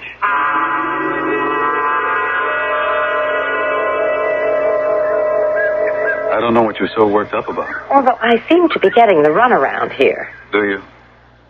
Really? What is this, some sort of inquisition? No, I just meant... Well, you seem to enjoy it here. A person has to be a fool to want to leave a place like this. Listen. That's a very rare nightingale. Stay, Pamela. I can't. I've got things to do. It would be so much better if you wanted to stay. You make it sound as if I have no choice. But you don't. What did you say? You're here to stay. I don't know what you're talking about. You can't go back. You know you can't go back. Nobody can ever go back. What? Nobody ever leaves Silver Tree Island. Oh, well, really? Ever. That's the price you pay instead of money. You never leave. I don't believe it. It's true, and you know it. Oh, it's the most ridiculous thing I've ever heard. Oh, quit joking around. It isn't funny anymore. I'm not joking. Look, I've got to get out of here. I left a $35 wedding present in an unlocked car, a rented car with a smashed windshield. I know. A 76 blue sedan. Needs a new windshield and some work on the front grille. How did you know what kind of car I was driving? Why shouldn't I know?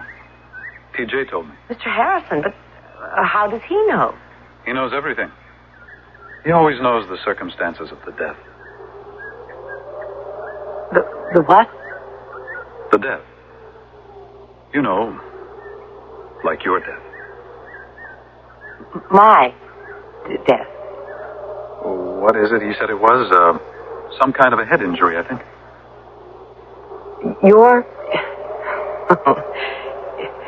You're telling me that I'm dead. What do you think I'm doing?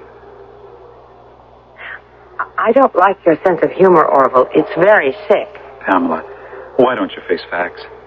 You had an accident. You died. It happens to the best of us. And you're out of your mind. I'm alive. No, you're just a soul, like the rest of us. You know you're dead, and you know where you are. Oh, and where am I supposed to be? Where all souls go. The island of the dead. The island of the... what? Of the dead. Otherwise known as Hades.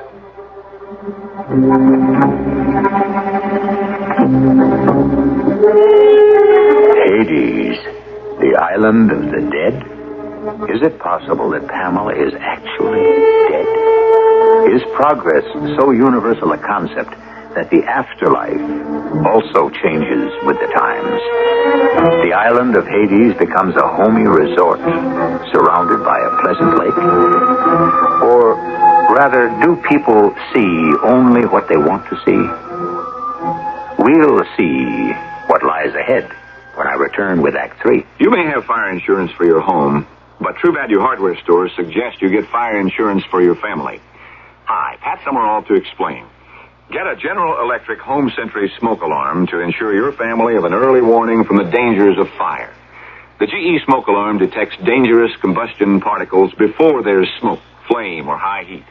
Then it sounds a loud warning siren that could save your family's lives, even at night when everybody's asleep. And right now, when you buy the General Electric AC model Home Sentry smoke alarm from True Value Hardware stores, you'll get $2 back from General Electric during their GE rebate days. Insure your family from the dangers of fire 24 hours a day and get $2 back from General Electric when you buy the GE Home Sentry smoke alarm during General Electric rebate days, now through November the 12th, at participating True Value Hardware stores and home centers. True Value, more than just a name, it's their way of doing business. And tell them Pat Summerall sent you. Today, there are millions of families overseas that are homeless, malnourished, destitute.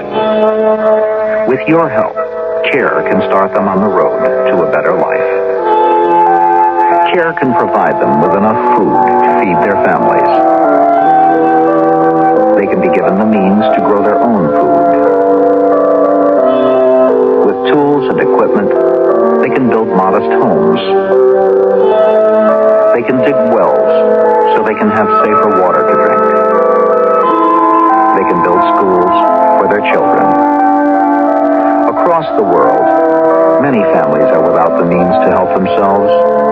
Through CARE, you can start them on the road to a better life by giving them the chance to work their way out of poverty.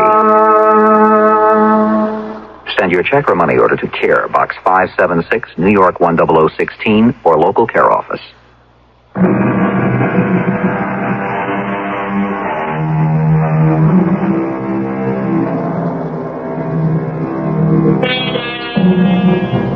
For thousands of years, Western civilization has held onto its belief of some kind of afterlife. Greeks and Romans had legends of an underworld called Hades, run by a gloomy Olympian god and his young, pretty wife.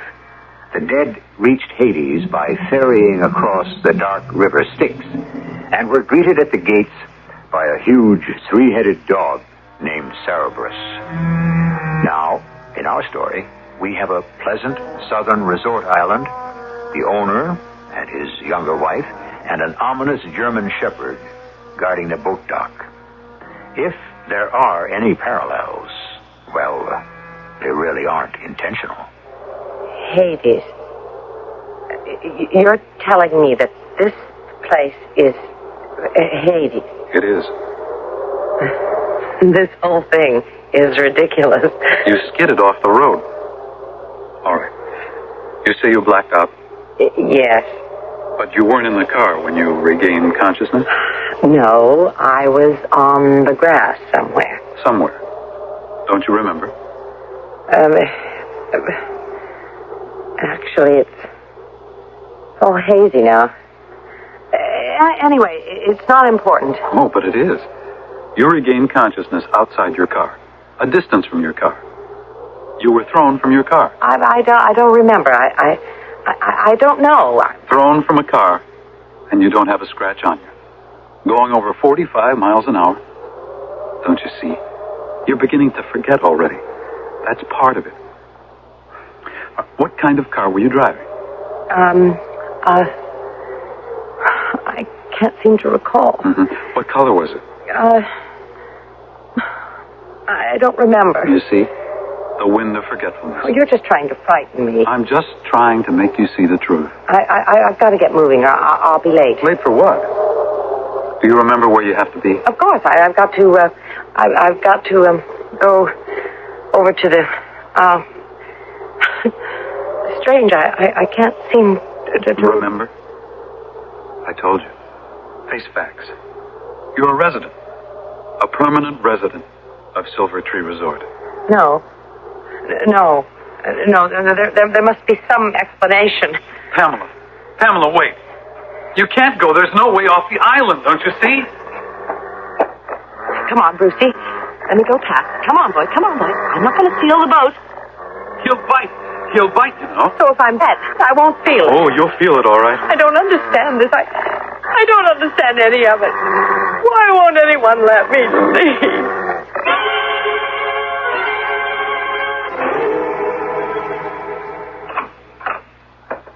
Hello. How are you feeling? Oh, Pamela, answer me. What have I done to make you angry? I want to leave. Nobody will let me leave. Is this such a bad place? No. Not really. Has anyone treated you unkindly, made you feel unwelcome? No. Then what's the problem? Bonnie, is this place really...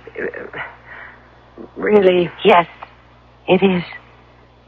And am I supposed to be... Everyone here is dead. That's what makes Silver Tree Island Resort so, exclusive. The ultimate in exclusiveness, if that's the appropriate word. I'm really... dead. Hey, it's not so bad. I'm 27 years old. What did I ever do to Pamela? I was a lot younger than you when I came here. I cried and I wanted to go home, but, well, what's done is done. I'm here. And it really isn't that unpleasant. We can be friends. Orville seems to like you, and he usually doesn't bother with people. I'd be very flattered if I were you. 27 years old. I never really loved someone. You might as well face facts. Why? Because that's the way things are. Why do I have to accept that? Because you have to. That's why. Bonnie, I don't have to accept anything, but you do have to. Some people, most people, almost all people, but not me. And what do you intend to do about it? Bonnie, when I go into a store and they sell me something and I decide I don't want it, I go right back and I return it. Even if the store has a strict no return policy, I return it and I get my money back. Do you know why? No. Because that's how I was raised. My mother told me, Pamela, never let anyone sell you something you don't want to buy, and I never have. But this is different. How is it different? You're talking about a non-returnable item. That's where you're wrong, Bonnie. Everything is returnable. TJ, honey, Pamela here wants to talk to you. Yes, why, sure. Is everything all right, Miss Allen? No, everything is not all right. No? Well, what's wrong? I'll take care of it right away. I am not pleased with the services of this establishment. How can that be? I find the quality not to my satisfaction. Well, what exactly don't you like? Is it the food? You call that food? I've eaten sandwiches out of vending machines that tasted better. Oh, you can't mean that. I insist you provide transportation for me back to the mainland. Well, now, I will oblige you in any way a good host can, Miss Allen. I'll improve your meals. I'll do anything a good host should. But the successful host is one who's made his guests feel so welcome that they never wish to leave. I fear I have not succeeded with you. But never mind. I am working on it.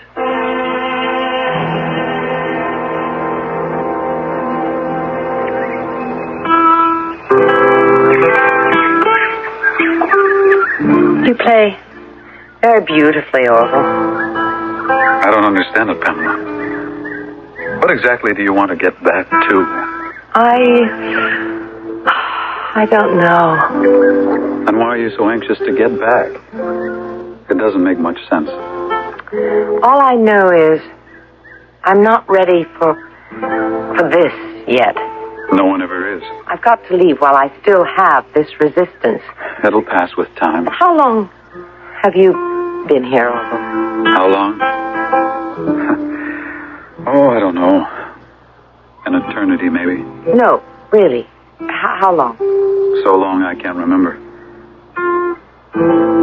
you can't ever leave here. I know someone who tried once. Who? Oh. There was this musician. He was at some kind of a concert, and his wife was at home, alone. There was this terrible accident, and the wife was dead. The man went out of his mind. He couldn't believe what had happened. I think I know that story. Do you? Yes, it's the story Well, of... let me tell you how it ended. The man knew where she'd gone, so he came here. Charlie took him across in his rowboat. There weren't powerboats in those days. And he went before the king of the underworld to beg for the return of his wife. At first, the king refused. But then the musician started to play his lyre. He played a song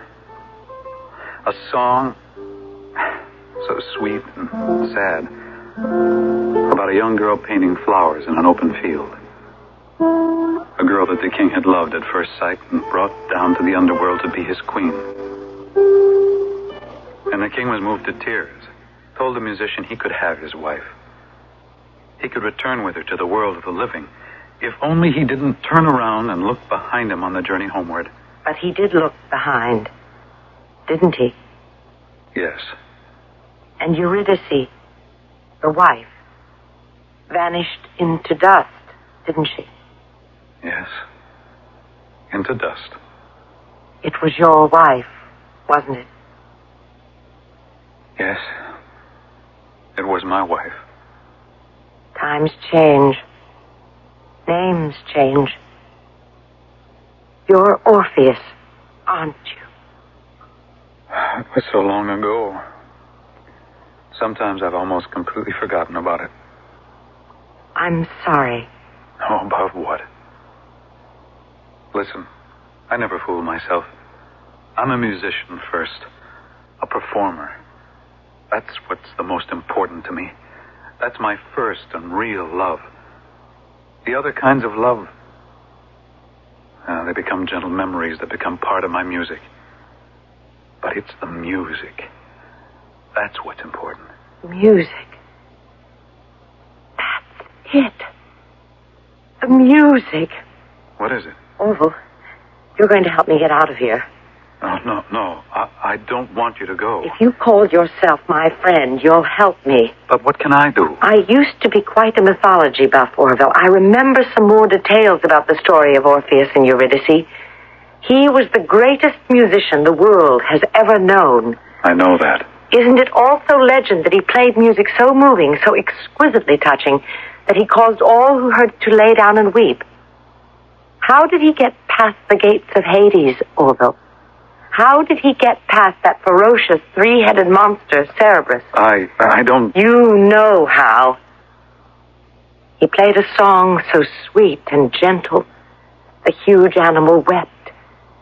It became a lullaby. And soon Cerberus was fast asleep. Then he just walked right on past the sentinel and into Hades. And that is how I'm going to walk right out of here, or swim, if that's what it comes down to. I can't do it this time. Why not? I don't want to. I like you. I want you to stay. Didn't you tell me that you were an artist first? I am. So, let's see how much of an artist you really are. Can you create another legend now, or do you really have doubts that you've lost the old touch? Is that what it really is, No. Orville? No, I still have it. Then, show me. Show me, Orville.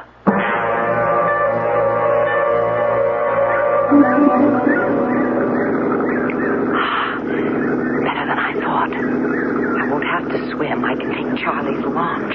I don't know, Pamela. Start playing, Orville. Play more sweetly than you've ever played before.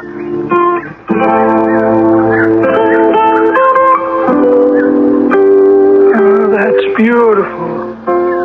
Just lovely, Orville. Oh, I'm a boy again. I'm on the high seas, cresting those waves, those oars. My muscles are rippling. I'm cutting those oars through the waves like a knife through butter. That's beautiful.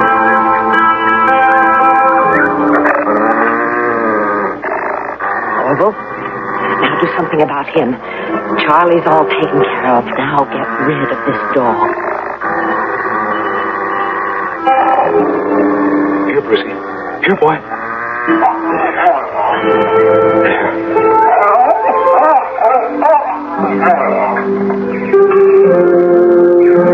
Now go ahead. Hurry. I don't know how long I can hold them. Thank you, Orville. Thank you. Hurry. Hurry. I'll never forget you for this, Orville.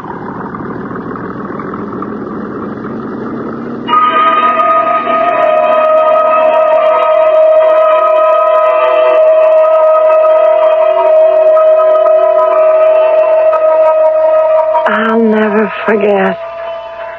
Never forget. Hey! Hey! Never forget. Miss Allen, are you all right? Officer. Yeah, Leroy LaRue Jr., you remember me, don't you? It's still nighttime. How can it still be nighttime? Oh, boy, you gone into one heck of a skid, miss. Oh, look at this car. For a minute, I thought you were dead. You really look dead. I'm all right. Huh? I feel fine now. I don't understand it. I could have sworn you were dead. But the dead don't come back to life, do they? No. No. They don't, Officer LaRue. Of course. They don't.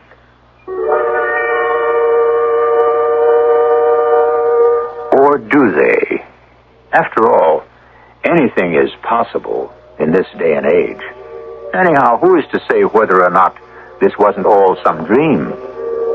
Maybe there really isn't some actual life and death struggle that has gone on since the beginning of time.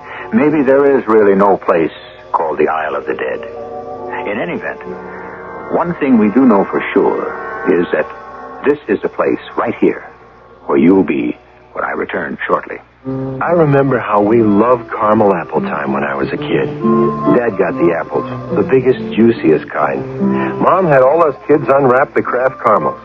She'd say, anybody who doesn't help won't get a caramel apple. We never needed coaxing. Those apples looked so chewy and caramely sitting there on the counter, we couldn't wait for them to cool. It isn't autumn without them. Kraft caramels make the best caramel apples. The recipe's on specially marked bags, along with 5 sticks inside. Don't worry, it's only the radio. This is Dick Van Dyke, and frankly, I get scared when I think of earthquake, fire, flood, or hurricane. We almost always lose our normal means of communication. But who's there, ready to help? The radio hands. If you'd like free information about the amateur radio service, write the American Radio Relay League, Newington, Connecticut, 06111. Over.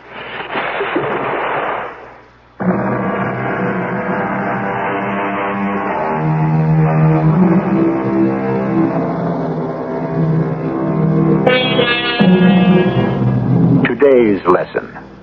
Don't always feel you have to pay for something you don't want at the moment. Some people can be mighty persuasive salesmen, but the fault, dear Brutus, is truly with the customers who so readily purchase whatever is foisted upon them. With most of us, we are so ready to accept our fates because someone tells us that is the way it is to be. But is it? Our cast included Patricia Elliott, Lloyd Batista, Terry Keane, and Earl Hammond. The entire production was under the direction of Hyman Brown. And now, a preview of our next tale. It all looked so easy. Who's trying to knock off your bank, chum, huh? Yeah, then what? Well, I've cased this little neighborhood bank corner of Stillwell and 7. Now, Friday should be the big day when the cash is still alive, not buried in a vault. You drive. That's all the risk you take. I pay off 1/3. Yeah, is it worth it? You gotta know it is. That's payday with the consolidated machine plant. There's like 150,000 riding on this. You want in? you got me. I want in. When? Next Friday. Take off sick. In the morning, you pick up the getaway car. From then on in, it's smooth sailing. Radio Mystery Theater was sponsored in part by Buick Motor Division and True Value Hardware Stores. This is E.G. Marshall inviting you to return to our Mystery Theater for another adventure in the macabre. Until next time, pleasant dreams.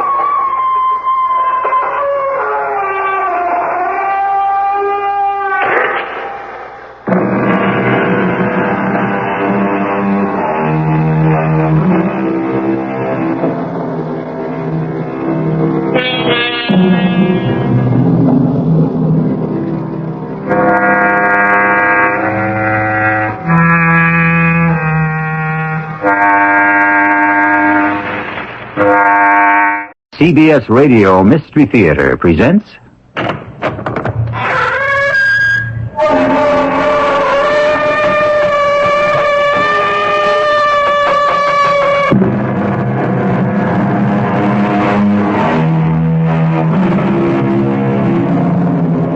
Come in.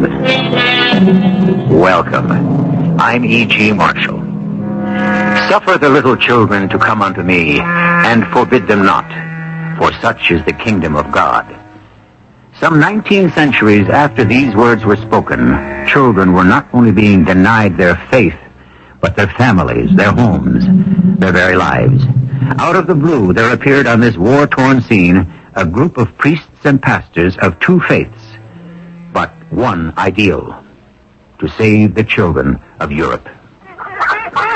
Monsieur Lacan, would you hide Jewish children here on your farm? Little boys and girls? For how long? Until the end of the war. Of what age? How old? 6, 7, 8, 9, or 10. They could work here on your farm. You pretend they are your own. Mademoiselle, I am 65 years old. Could I have such young children? Monsieur Lacan, I think you could if you tried.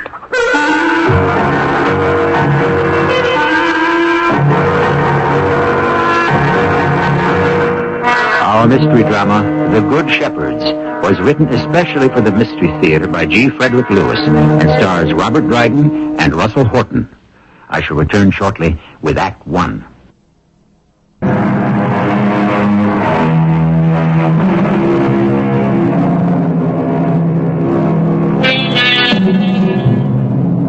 It is during the last Great War. The Allies are trying to loosen the Nazi grip in Europe. France is overrun by Germans. In the French city of Lyon, 200 persons are attending Sunday Mass, but most of them women and children and very old men. The young men are in uniform. Monsignor Jean-Auguste is completing his sermon. How long wilt thou forget me, O Lord? How long wilt thou hide thy face from me?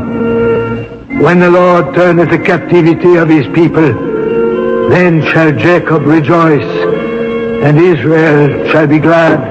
Open this church, I order you, open!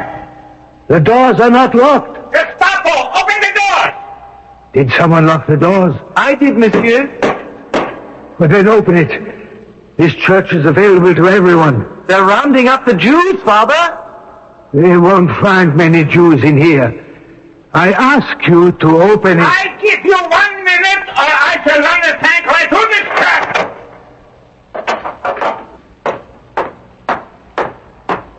You French don't seem to realize we give the orders here, and we do not like to be kept waiting. What did you come here for? We're performing the Sunday Mass. It appears you need to be taught a lesson, all of you. Stand up, everyone, off your knees. Out the door and line up in the street. The soldiers will show you where. No children can live here. Children remain here. Mothers with babies may take them with them. All other children stay in the church. Now, out the door. Everyone else.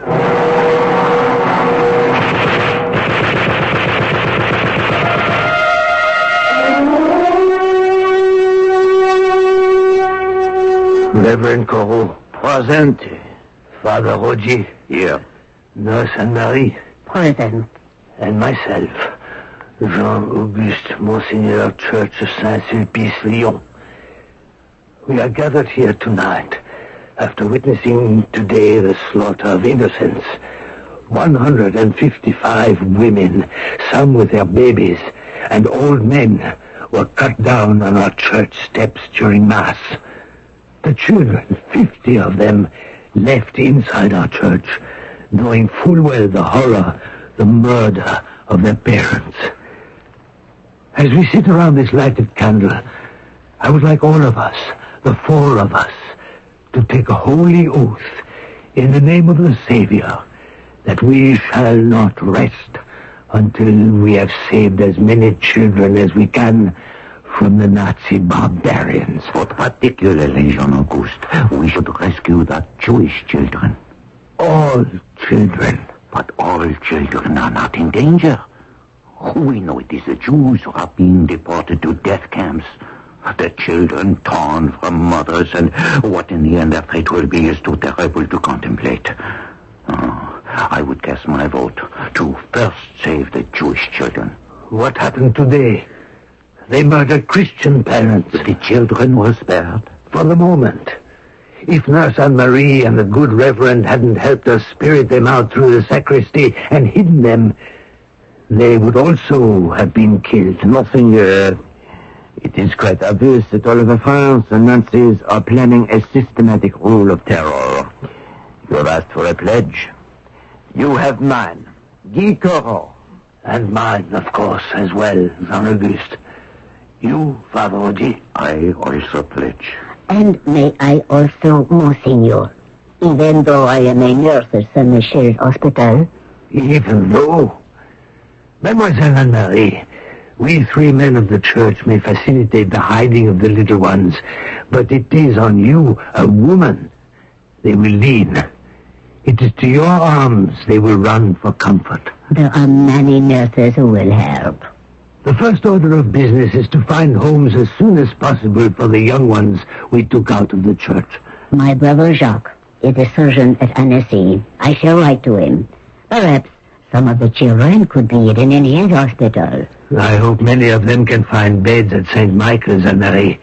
Annecy is 85 kilometers by direct road. That won't do for these. Sooner or later, the Nazis will be looking for them and wonder where they went. We need permanent homes.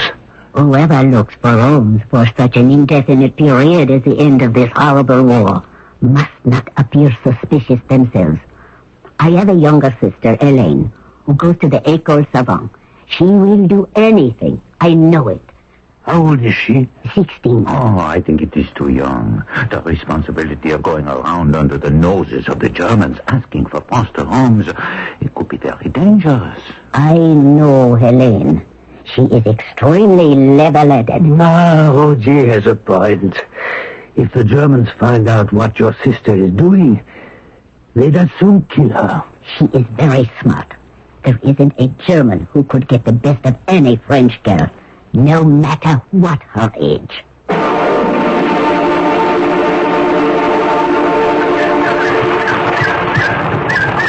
Helene, what brings you on your bicycle here this morning? Good day, Monsieur Lacoste.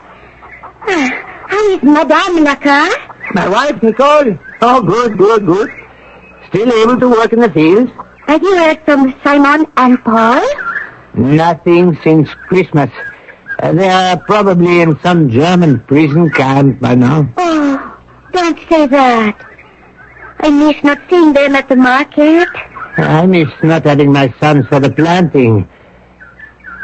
Helene, come closer. I know where Simon and Paul are. They joined the British, and they are still fighting. Why do you whisper? So we will not be overheard. By who? Are your ducks and chickens spies? There is a German soldier somewhere about. I've seen him. Last week, they arrested Henri Fontaine. They didn't. Oh, no.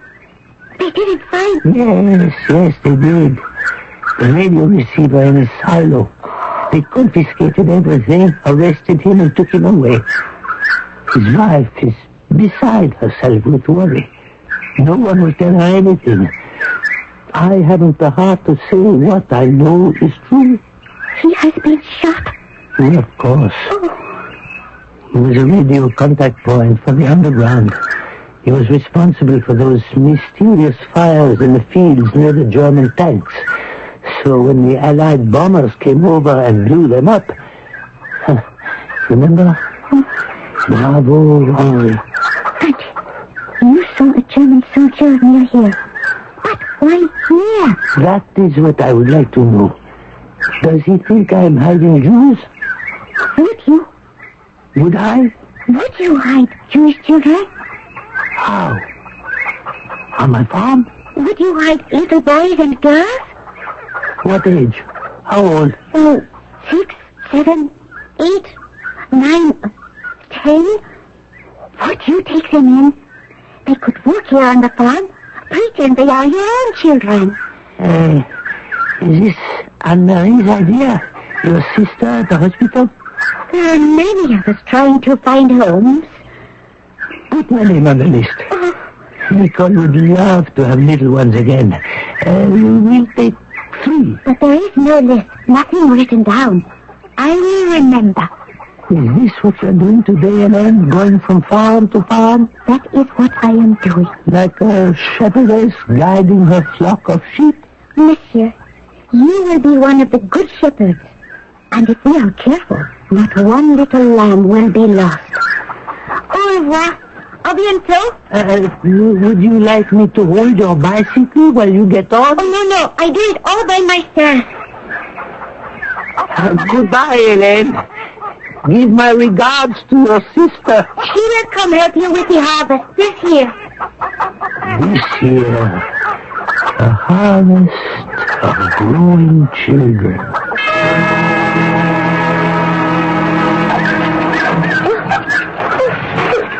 Who are you? Here, let me help you up, mademoiselle. You are a German soldier. You are a French girl. What are you doing here? My orders are to patrol these farms. What for? They are suspected. Farmers? Suspected of what? Milking cows? Receiving messages from the British. What are you talking about? What messages? Last Sunday, we arrested one of your farmers who had a wireless in his silo. He was receiving messages from England for the French underground. So, you suspect all farmers? You French are the enemy. You Germans are the real enemy. We never invaded you. You attacked us. Get out of my way. Oh, now look. The front wheel is bent. How am I going to get home? Here, I can fix it for you. Well, I should hope so. Since you made me fall off, springing out into the road like that. It's only a few spokes. I can straighten them out with my hand. What a strange person you are. You are a French patriot, and you fix my bicycle. Here you are. All done. You're very quick about some things. Au revoir, mademoiselle. You speak French, too. Only a little. Perhaps I shall see you again. If I hear that one farmer anywhere around here has been visited by you, or you have searched the house, you will never see me again. But it is my duty. Duty? To murder? To select Jews for death? I have nothing to do with that. I'm not a member of the Gestapo or the SS. I'm a private in the army of the Third Reich. You have a conscience? Everyone has a conscience. And yours permits you to kill the innocent? I hope I will never have to. Goodbye, soldier. Oh, my name is Hans. I wouldn't trust you with my name. Goodbye. I don't need your name to remember you, mademoiselle.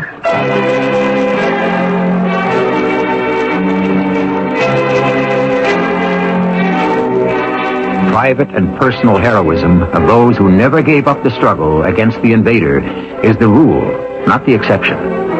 The two priests, one a Monsignor, the minister, the nurse, doctors, and even young girls like Helene made up the unconquerable army, the lists of which are incomplete and unrewarded even today. I shall return shortly with Act 2.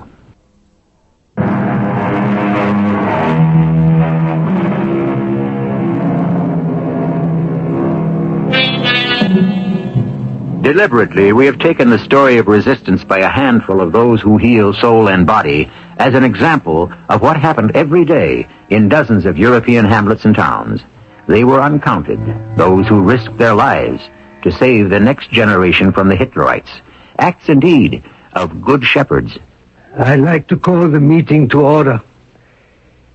It has been 1 month since that first atrocity here in Lyon. Since then, we have all done the best we could to find children and hide them. But it is not enough. Monseigneur, why don't we first exchange notes?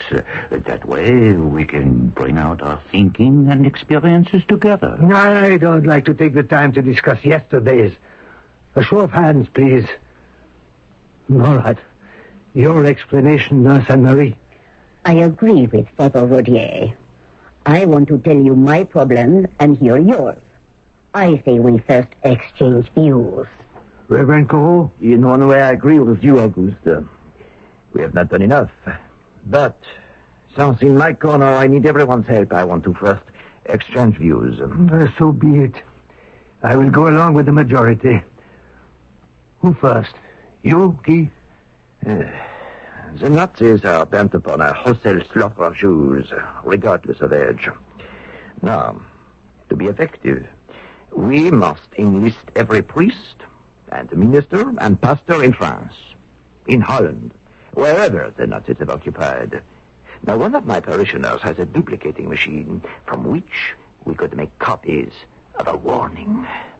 What should it say? A statement that we, as assistants to the Lord, have a duty to man. And regardless of denomination, all churches and churchmen must fight against Hitler by rescuing Jewish children. Rodier is right. Let me compose such a letter, and Corot, you have it run off. Every church should get a copy. There must be at least 10,000 churches in France alone. I should hope so. Monseigneur, how will these letters be sent? We cannot use the normal post. Rodier, every man, woman, and child will be a postman. Friends, relatives, neighbors, we shall set up relays to deliver our letter from town to town to town. It will be the post office of free people. Anne-Marie, I know you have much to report on where you have hidden the children. I would like to be excused. A train arrives from Annecy in half an hour, and there may be as many as 20 children on board. My sister Elaine went to fetch them. I have a large farm wagon outside, the back covered with a canvas. Monsignor Auguste, if you could come along with me, I would feel reassured. Oh, pardon, I suddenly realized I must also leave. An old parishioner who I haven't seen in years has learned of our work and is due a directory. He's come to help us. How, Rodier? Reverend Corot, he is a forger who has just escaped from Saint-Luc prison. A forger? His idea is he could forge identity papers for the Jewish children, and voila! Suddenly, they're all Protestant children. All right, then. Each to our posts. I shall send word as to our next meeting. Tomorrow, I hope, the Lord willing. Auguste. Yes, Corot? I was thinking, we should not let distance make a difference. What do you mean? Before I came a minister, I was a flyer. I can still fly an airplane to bring help, to remove youngsters, to deliver them. Anything that requires speed. Where would you get the plane? From friends. Oh, the flying minister. At your service. Monsignor, we must go. My sister is on the train with the little ones. We must have the wagon waiting for her. Get up! Get up! Is that the train from Annecy? Oh, wait. That is the train. Oh, we didn't get here a moment too soon. We cross this iron bridge over the track and pull up on the other side. Oh, whoa! Whoa! Good view from up here. People are getting off. But I don't see little Hélène. She wouldn't be the first to get off the train. Any idea how many children she's bringing? As many as she can round up. Maybe 20. Maybe more. Elaine finds them everywhere, wandering about the countryside alone, some hysterical because they've seen their parents shot to death, children trying to find food, sleeping in ditches. She does know your wagon is up here on the iron bridge over the tracks. We have done this 4 times already. Generally, I can get one of the doctors to come with me. It is safer with a man here. Keep your eyes on the train. You should see her about now. She will step out by herself. And then, if there are no German soldiers in sight, I wave this handkerchief and she leads them out. There may be some too small to walk. They have to be carried. Oh, our friendly Gestapo officer is coming this way. Good evening, madam. You are waiting for the wounded? I see you were a Red Cross. Oh, no, we are merely riding about the town tonight and have stopped to rest our horse for a moment. Good evening, Monsignor. Would you care to make it a better evening? And how would I do that? Leave us. We are French, and you are German. We prefer not to talk to you. Of course, naturally. My commander says the same thing. He tells me I should not associate with French riffraff. Good night. Monsignor, that was fearless. It's a good thing it was dark. He couldn't see my hand shake. I was thinking of Hélène getting off the train, carrying a baby, children behind her, and walking into the arms of that murderer. Oh, there she is! Has he gone? The Nazi? Is it safe? I would say you can wave your white handkerchief now.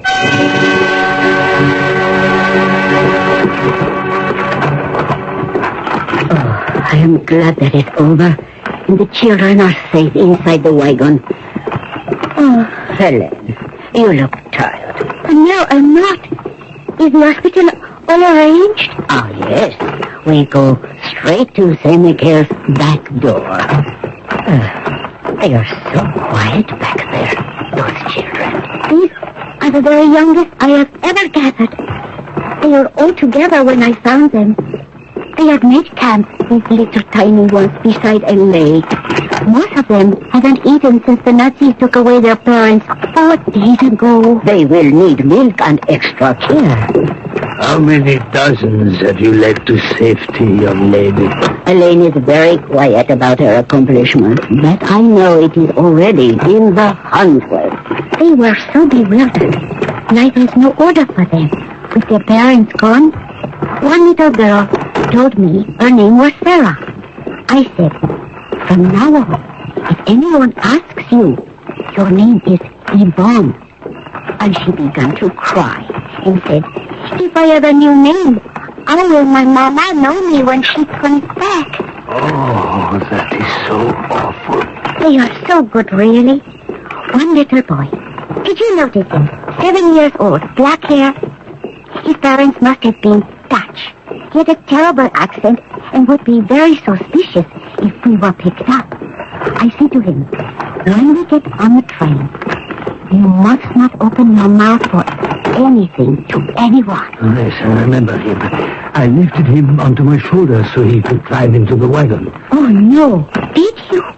Didn't you notice his pants were wet? Yes, I did. But I didn't want to say anything. Neither did he. When we arrived in Lyon, I asked him why he didn't tell me. And the poor little child said, that you told me when we left not to say anything to anyone. This is the back entrance to the hospital. Monsignor, will you be good enough to ring the night bell? At last. Now I can be of some use. Monsignor, I would never have dared challenge that Gestapo officer the way you did. If it had been me, a rescue operation would have ended before it began.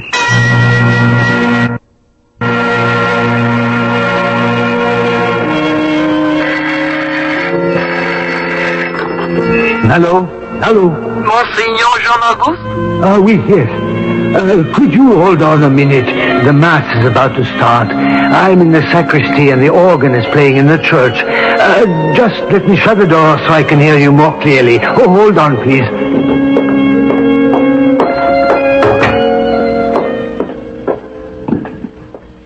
Here I am again. This is Brother Gabriel, Monsignor. We have some 60 small Jewish children. Can you help us? Orphans? It happened this morning. Their parents were taken away in gas trucks. Oh, no. Gas trucks. Where are you? In Chamonix. Can you get the children by train to Annecy? I think so. The day after tomorrow. There's only one train. It arrives in Annecy at 9 o'clock at night. Night is the safest time. They will be picked up at the station and taken to the Annecy Hospital.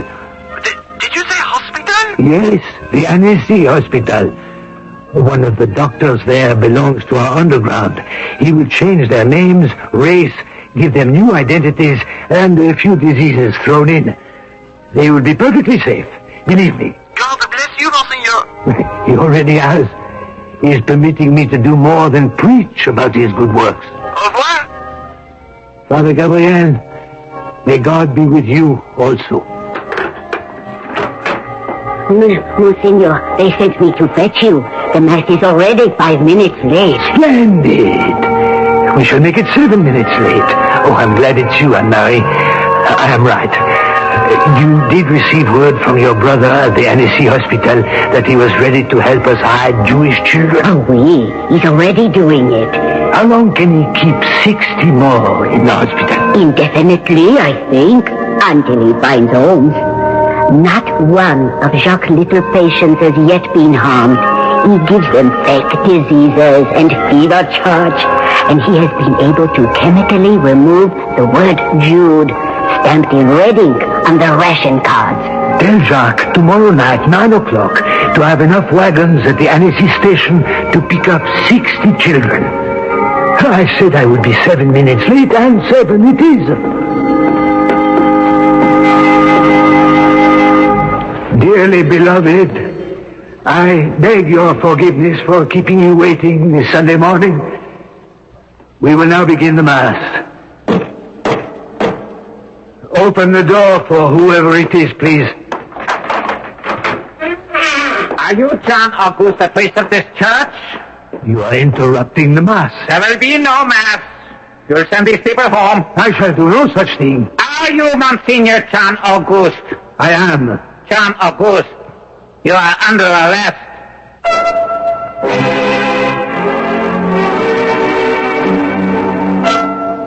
It isn't because truth is stranger than fiction that makes it such a rare commodity. Truth is often more terrifying. The facts underlying our story are that this small handful of ministers, priests, doctors, and patriots became the nucleus of an organization through all France dedicated to saving Jewish children from the Nazis. As a result, literally thousands were hidden away until the war was over. I shall return shortly with Act 3.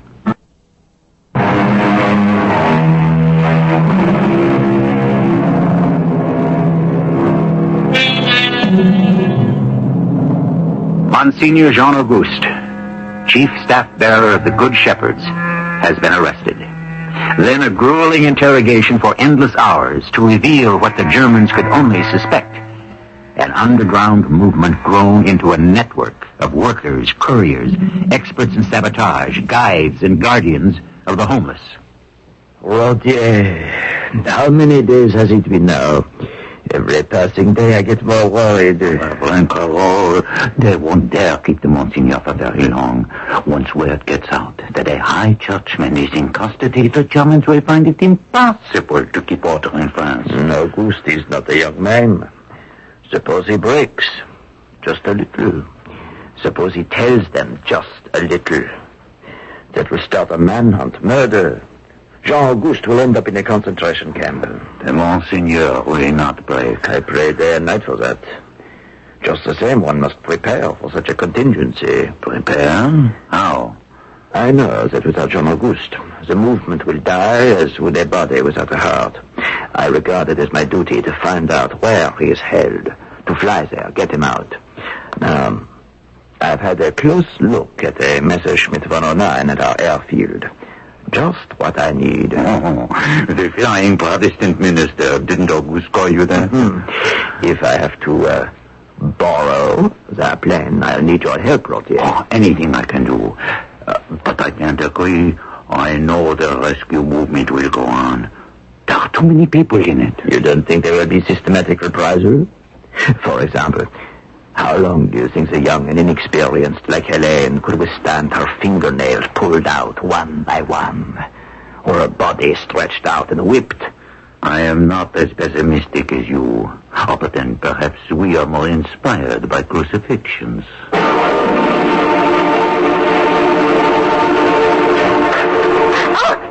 What are you doing here? Oh, why are you pushing your bicycle and not riding it? To save the tires. I can walk back to my own village if I want to. At night? Alone? There's no moon out. I don't need a moon. I know the way to my own house. I am not a German stranger invading where he isn't wanted. Why are you angry with me? I don't like anyone who constantly jumps out of the woods at me. I'm patrolling as I always do. Helene! Why are you so annoyed at me? I thought we were beginning to, I thought you liked me. You think I am annoyed? I am furious. This is anger, pure and simple. Let go of my bicycle. Helene, what you think of me is important to me. I don't think much of you. I can tell you that. But why? You know nothing about the arrest of the Monsignor? No. Nothing at all. Can't we talk for just a moment? I don't feel like talking. You act as though I've betrayed you. You can look me straight in the eye and say you know absolutely nothing about the arrest of the Monsignor? I know absolutely nothing. Helene, I have betrayed, but not you. I'm supposed to patrol for 25 kilometers, report everything I've seen, but I've not reported. I have betrayed my uniform. I don't believe it. Because of my feelings for you. I know about the children. How many hundreds are being taken from under the noses of my fellow officers and hidden? I know which farms, the names, the churches, the hospitals. I know a great deal. But I've said nothing. I want you to believe that I care for you. I even care for the Jewish children. My mother and my father did not bring me up to exterminate children in a gas truck. Now, these are my real feelings, Helene. I shall ask to be transferred away from here. I would rather fight soldier to soldier at the front. Hans, I'm sorry. I do like you. I'm going to come back to France when this is over.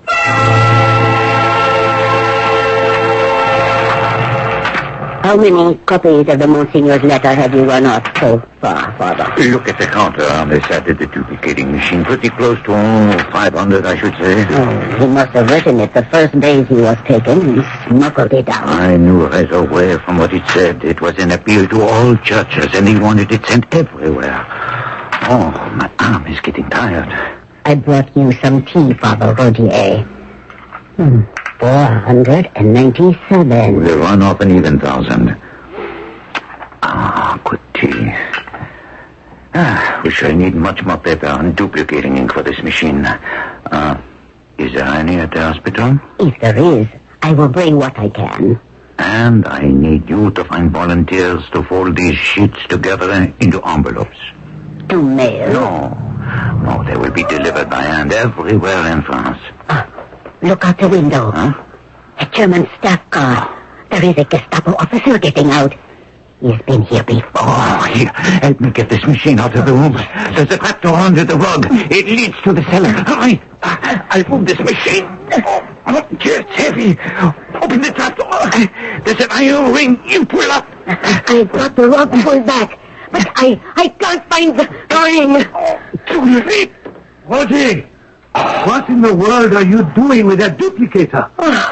Monsignor. The ghost. Careful, don't drop it. Let me help. Together, we can get it back on the table. We thought you were the Germans. They were my escort from prison. The Gestapo officer? Our old evil friend. He's driven off now. Are you all right? They didn't... Torture me. They tried to, but I made them ashamed. I think the dignity of my cassock was too much for them. What's this? My letter? Father Rodier has already made 500 copies. We should have another 500 by tonight. At that rate, the war will be over before people have a chance to read it. 1,000 by tonight? My dear Roger, we need 10,000. Nurse Anne-Marie, I don't wish to keep you from your duties here or at the hospital, so I shall ask you to leave. Oh, but Monseigneur, I want to find out what the Gestapo did to you. What they said, what you said. Some other time. You are excused. Monseigneur, what have I done that I should be pushed out of the room as soon as you arrive? We will discuss it, I give you my word. All right. I know when I am not wanted. Roger, help me off with my cassock. Come. Thank you. Now the collar. I think I'll take these shoes and stockings off as well. Then the trousers. Now you see why I had to ask the lady to leave. Even though she is a nurse, I am her father confessor. It simply wouldn't do for her to see me in my underwear. Are you going to bed? No. I shall not wear my clerical robes anymore until the war is over. My duty to the Lord is best served in these times by my duty to man, particularly his children. Helene! I received your message, Hans. I thought you had been transferred. It has been 2 weeks. I know, I know. I can't stay long up here on the railroad bridge. I have to meet that train. Oh, when I look down at the track, I think it is a good thing I am not afraid of high places. Who are you meeting at the train? Friends? Why are you still in Lyon? You said your duties were making you ill and you were going to ask to be transferred. I never said that. Oh, but you did. You hated rounding up children for the gas trucks. I said I would like to be fighting on the front, nothing more. So, you are not my friend, Hans. You are my enemy. You are one with your friends and brothers and fathers and uncles who murder children. They are Jewish. So, it is good. This was the Hans I did it now. Helene, run. Go now. I was sent here to trick you. Please, go. I have a train to meet. I was ordered to arrest you. There may be others watching this bridge. Helene, I'll close my eyes. Do what you want. I know nothing about it. That you are not obeying your commander. You have become a bad German. It's a trap. Don't you understand? Run!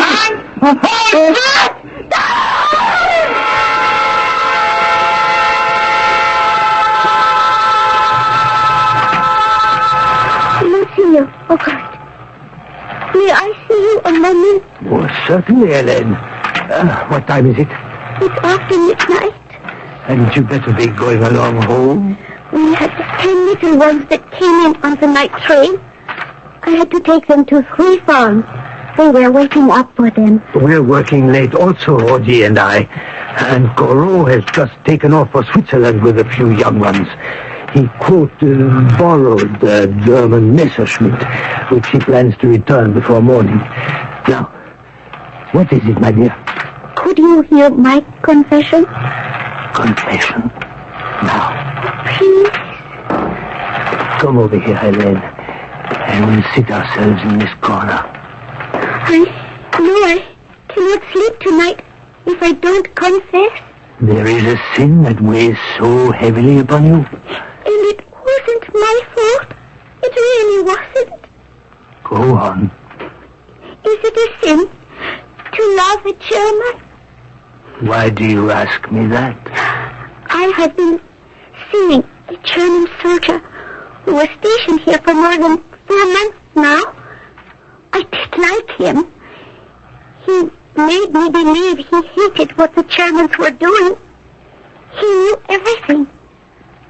But he said he would never tell that he was hoping to go to the front. What is his name? Hans. That was the only name I knew. He only knew me as Helene. Tonight, I can't talk about it. Where is he tonight? He's dead. They made him come to arrest me, but he couldn't go on with it. He tried to jump over the railing onto the tracks, and before he landed, they had shot him. And you feel responsible for his death? Yes. That is what I had to confess. Were you truthful with him? Yes. But he was false to you? He tried to be. They forced him. Child, there was nothing wrong in loving him. Love cannot be a sin. Betrayal, however, can be. Come tomorrow to the church. I will hear your confession, and you will receive absolution. My dear child, today we live in a world of horrors, and you have been visited with more than your share. But we must go on and do what we can for the living.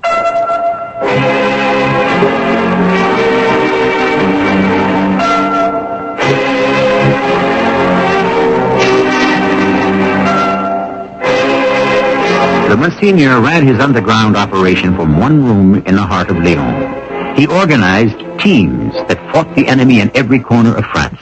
Young girls, young boys, old men and women, doctors, nurses, priests, ministers. An army of far greater strength because the cause was greater. To shepherd the children, guard and protect the flock. I shall return shortly.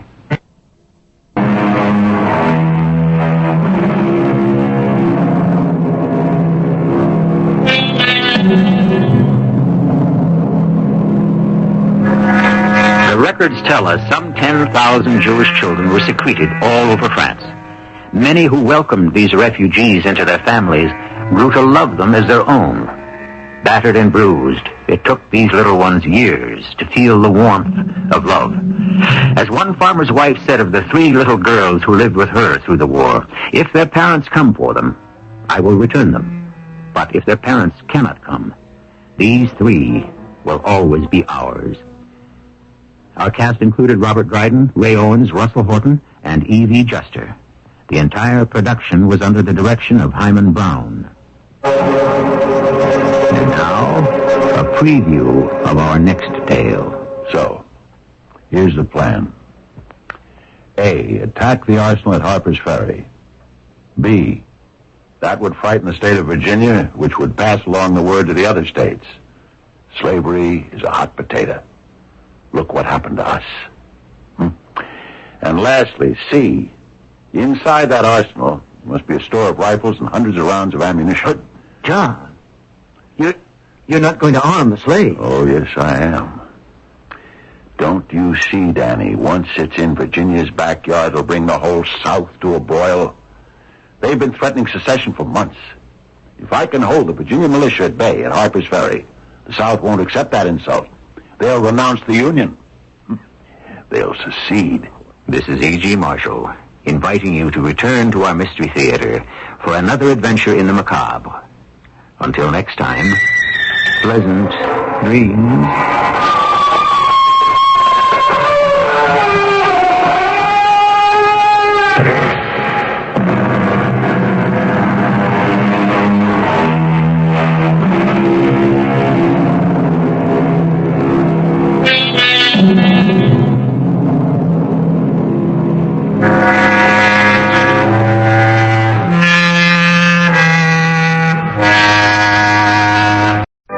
CBS Radio Mystery Theater presents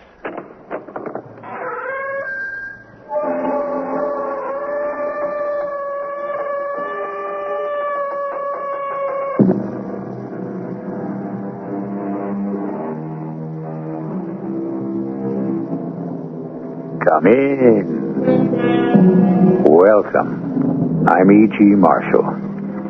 Among the more expensive and certainly the most relaxing of pastimes is the institution of the Caribbean cruise. We have chartered for you one of the happiest, smoothest, most relaxing of ships.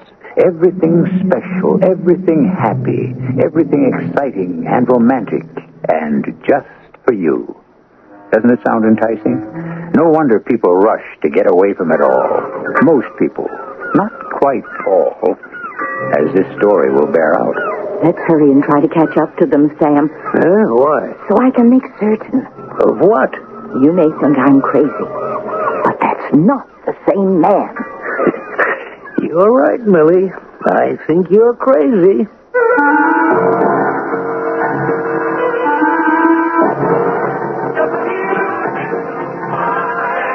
Our mystery drama, A Matter of Custom, was written especially for the Mystery Theater by Ian Martin and stars Mary Jane Higby and Court Benson.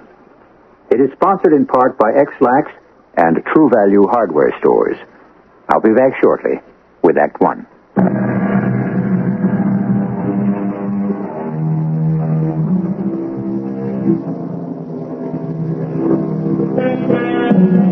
A world tour in miniature. 8 ports of call, each rich in national identity. Haiti, Jamaica, Aruba, Venezuela, Grenada. Oh, forgive me. You caught me leafing through the travel brochures again. I'm beginning to get the wanderlust myself. I mean, just listen. The most gorgeous white beaches in the world. Elegance, entertainment, gourmet food, everything at your fingertips. What else could anyone do but relax and forget that the world is too much with us? But then, as you'll see, it takes all kinds of people. Millie, come on. The cab's downstairs already. In a minute, Sam. You know planes don't wait. What are you doing? I'm just making sure the windows were closed and the lights are all off. Oh, I already did that. Oh, you. Who could trust you? I'll just double-check the living room and the dining room. Millie, I got the elevator waiting. So we can wait. Aha. You see, you forgot in the dining room. What? One of the window handles wasn't closed all the way. She looks like an angel and she acts like a snoop. That's your little wife. But what would you do without her, Sam? If you don't get a move on, Millie, you will be without me. You got everything. Why else would you put up with me for 35 years? I wonder I did. Got tickets? Yes. The passport? We don't need them, but yes. Credit cards? A traveler's check? Yes. I've got them all. Your glasses? They're right in my pocket. The extra ones? I put some in the big bag. Just one more thing. What, Millie? Just this shopping bag. Millie, you can't take anything else. We're overweight already. What's in there? My detective novels. You know something? You should have been the first lady cop. Eagle-Eye Millie. If I was a crook and you were around, I'd take the blame. Oh, you're just buttering me up. But if I had the chance... Well, I'll give you one right now. What? One last chance to get going, or we're going to miss the boat.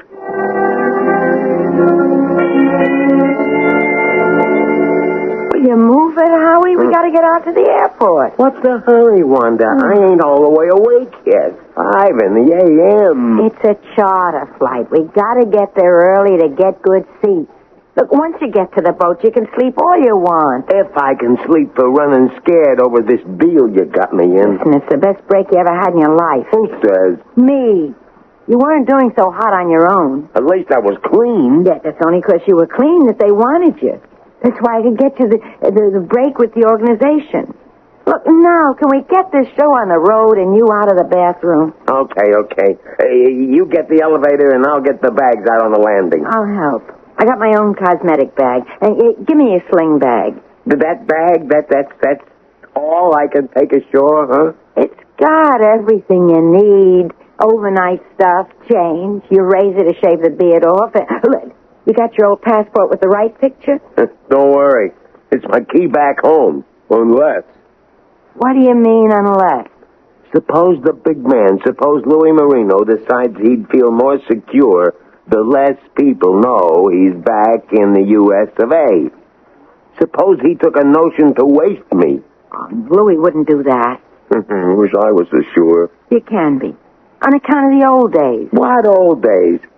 Hey, wait a minute. Exactly how close were you in the old days with him you could be so sure? Close enough, Howie. But it was family. Yeah, I don't like that family business. Howie, nobody but Tony Fats and maybe Artie the pawnbroker know. But look, just to set your mind at rest. Set my mind at rest, if you can. What's Louis Marino to you then or now? He's my brother, Howie. Hmm? That's practically the only reason I got you into this. Practically? What other reason? I'll tell you that after we get on the boat.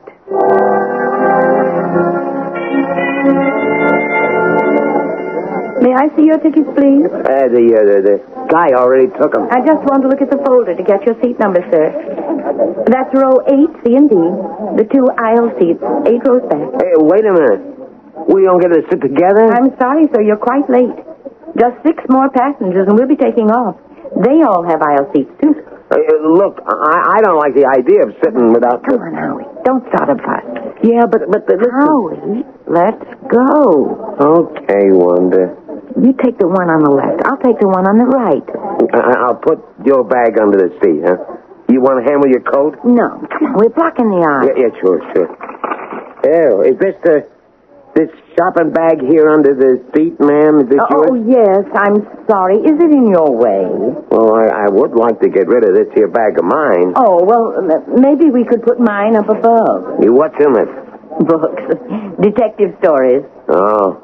I don't think they'd let you put anything heavy up there. Oh, dear. What's in your bag? I mean, is it heavy? Oh, well, too heavy, I guess, for... Oh, I'm sorry. Just give me a second. Oh, may I shove mine alongside you? Oh, here, let me help. I knocked your dark glasses off. Oh, that's all right, ma'am. Oh, dear. Why don't you go on past me? I'm going to have to look on the floor for my glasses. Oh, let me help you. What happened, Millie? Oh, this gentleman dropped his glasses, Sam. Oh, wait a minute. I have them. I didn't know you were short-sighted. I'm so sorry. Huh? You short-sighted? Oh, yeah. That's why I have to wear the glasses. Weak eyes. Well, now, you'd never know it to look at them. Yeah, well... just give my coat off. You all right, Howie? I've got some nosy old dame here wants to talk my ear off. My guy next to me doesn't speak English. Want to trade? It could be safer. Why not? Mind if I join you? Well, there was a gentleman who... That's my husband. Oh, dear, I hope he isn't mad at me. Why? I'm afraid I knocked his glasses off. My mistake. Oh, no, it is not. I just forgot he always likes to sit where his left hand is free. Oh. He's left-handed, in case he wants to write.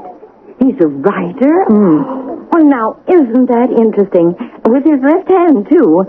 What books has he written? Have you... I don't think he'd want to talk about that.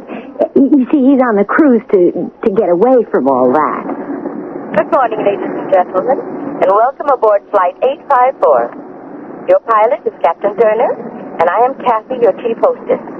We're about to taxi to the takeoff circle, so we must ask you to put out all cigarettes, bring your chairs to the upright position, and fasten your seatbelts. Such a nice cabin, isn't it, Sam? You say that again. Particularly under the circumstances. You mean because we got an outside room instead of inside? I think we got somebody else's cabin. Oh, so don't make waves. Particularly on an ocean voyage. Oh, look. We have a porthole and all. Yeah, I know. We'll have to write the tour people and thank them. We got such nice treatment. Oh, and that reminds me. What reminds you what? You know the fellow I knocked the glasses off of? Who wouldn't sit with me on the plane but sent his wife to sit? Yeah, I remember him some. His wife lied about him.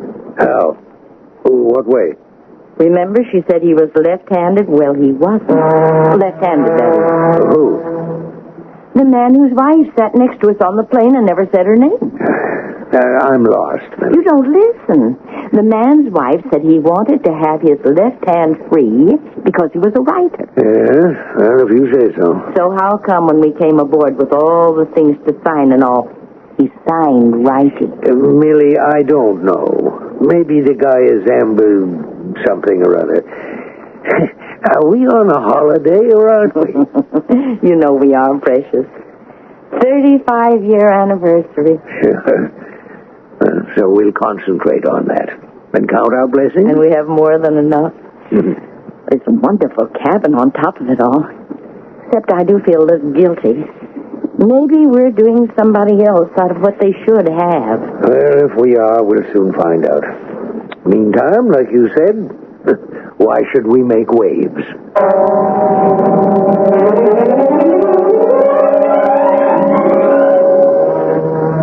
What kind of lousy closet is this?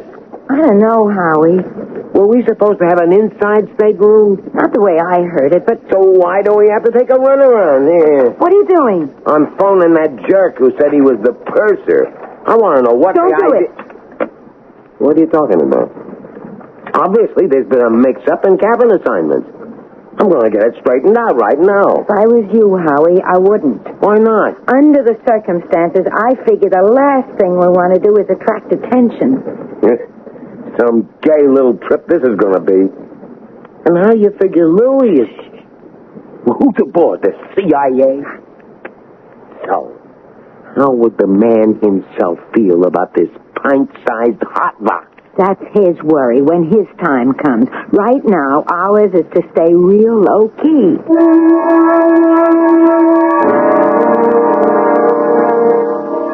We remind you that today is not a tender day. You may debark straight to the dock.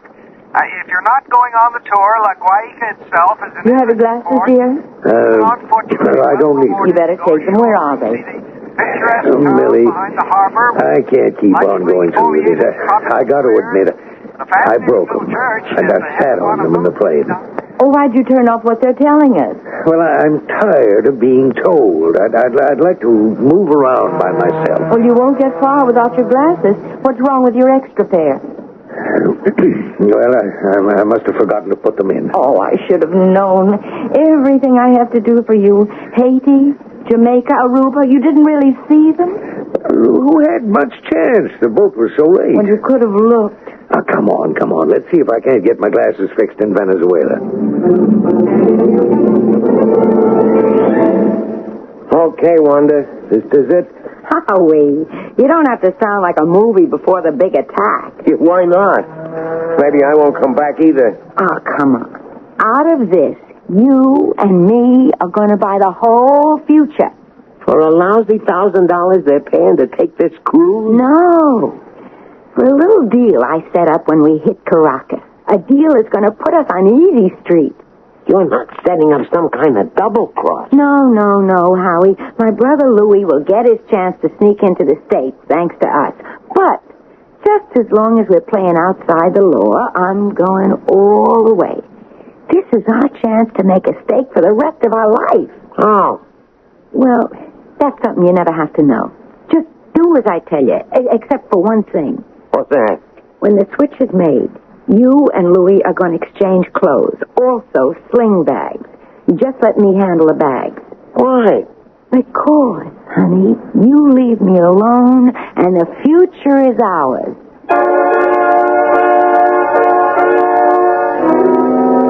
As I said, it takes all kinds of people to make a world. The right ones and the wrong ones. It's obvious enough who are the wrong ones in our story, and by the same token, who are the right ones. But except for the fact they are cruising on the same ship, how could a simple couple like Sam and Millie Gorman affect Howie and Wanda's plans? I shall return shortly with Act 2.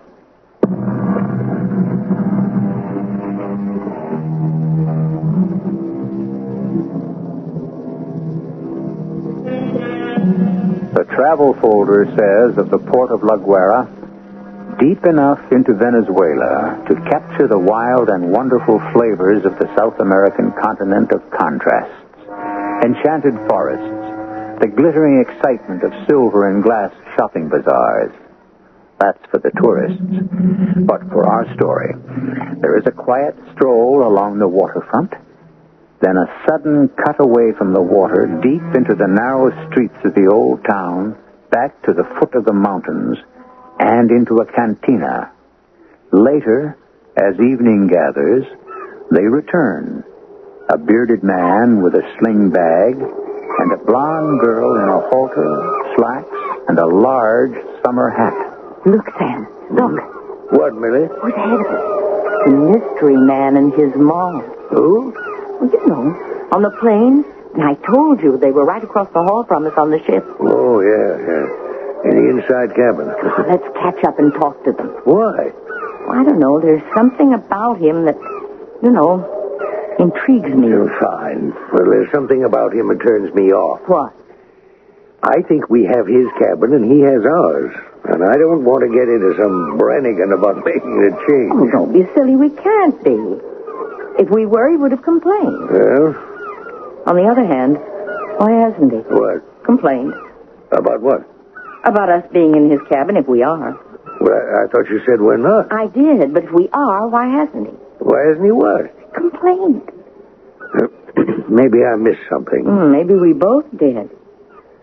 It's very mysterious. What is? Why does he keep to himself so much with his sexy wife? Maybe you just said it. No, I mean, you go on a cruise for fun. Why don't they mingle? You said he had a heart condition. Oh, I didn't. His wife did. Well, does it matter who said it? He's got the condition. Maybe he wants to rest. This is the very first time he's been ashore. It's funny. Take a good look at her and him. I'm looking. You see anything interesting? Look at his shirt, the shoulders. Material's too loose. That shirt doesn't fit him. And the hat, it's too big. It sits right down on his ears. It didn't this morning. Maybe he had a haircut. He couldn't. You know it was a feast day. The shops were all closed. Come on. Let's hurry and try to catch him. Huh? What for? So I can make certain. Of what? Of what I'm seeing. He has the same clothes and a beard and dark glasses as the man that left the ship with her this morning. But what? Well, you may think I'm crazy, but that's not the same man. What's your hurry, Wanda? Take it easy. Play it cool. Nosy little dame. What? Don't look around. It's Mrs. Gorman. They're the ones I think got our cabin. The door's right opposite us. So? So, she's one of those little dames got to be friends with everyone. She caught Howie and me leaving this morning. What do you mean caught? Well, we both came out of our cabins at the same time, and she wanted to know, were we going to Caracas on the bus tour? So you told her no? Yeah. I said Howie had a cold and it had given him laryngitis-like. But we've been holed up for nearly 5 days, and I didn't want anybody to hear his voice again. Just in case. Hey, you're a smart kid, sister. Just the same, let's keep away from this snoop. Here's the gangplank. Let's get on board. You're sure it's all this easy to get back on board? Sure. You go ahead. All we do is hang our landing tags on a bulletin board. Watch your step, sir. Oh, what? Tide is up. The end of the boarding ladder's riding high. Please step down. Oh, yeah. Thank you. My pleasure. Have a nice time ashore? Oh, yes, thanks. Nothing like change, is there? What? From ship to shore.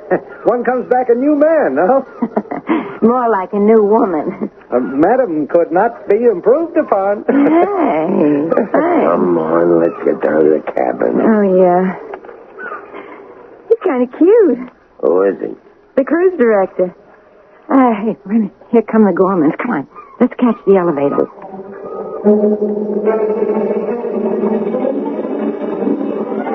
Why'd you have to race me like that, Millie? I told you, Sam, I wanted to catch up with Mr. and Mrs. Rivers. Oh, dear. What is it? They just went down in the elevator. Maybe if we took the stairs in a hurry. Now, listen, Millie. That's enough of it. I'm not going to let you badger people just because of a hobby. I wasn't going to badger them. I just wanted to see if I guessed right. That our sexy shipboard neighbor had suddenly changed partners in the middle of the dance? Yes. Oh, that's ridiculous. You don't stop reading those detective novels and those spy stories. Oh, I'm sorry, Sam. It's just a game. You don't really believe that's another man. No. But wouldn't it be fun if it was? And we were the only ones to spot it?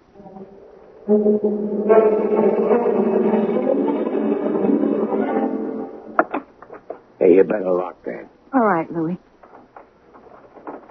Give me a bag. I'll unpack it. Well, I'll do it myself. Oh, come on. I know where to put things away. I'll find my own places. I like to handle my personal things. Okay.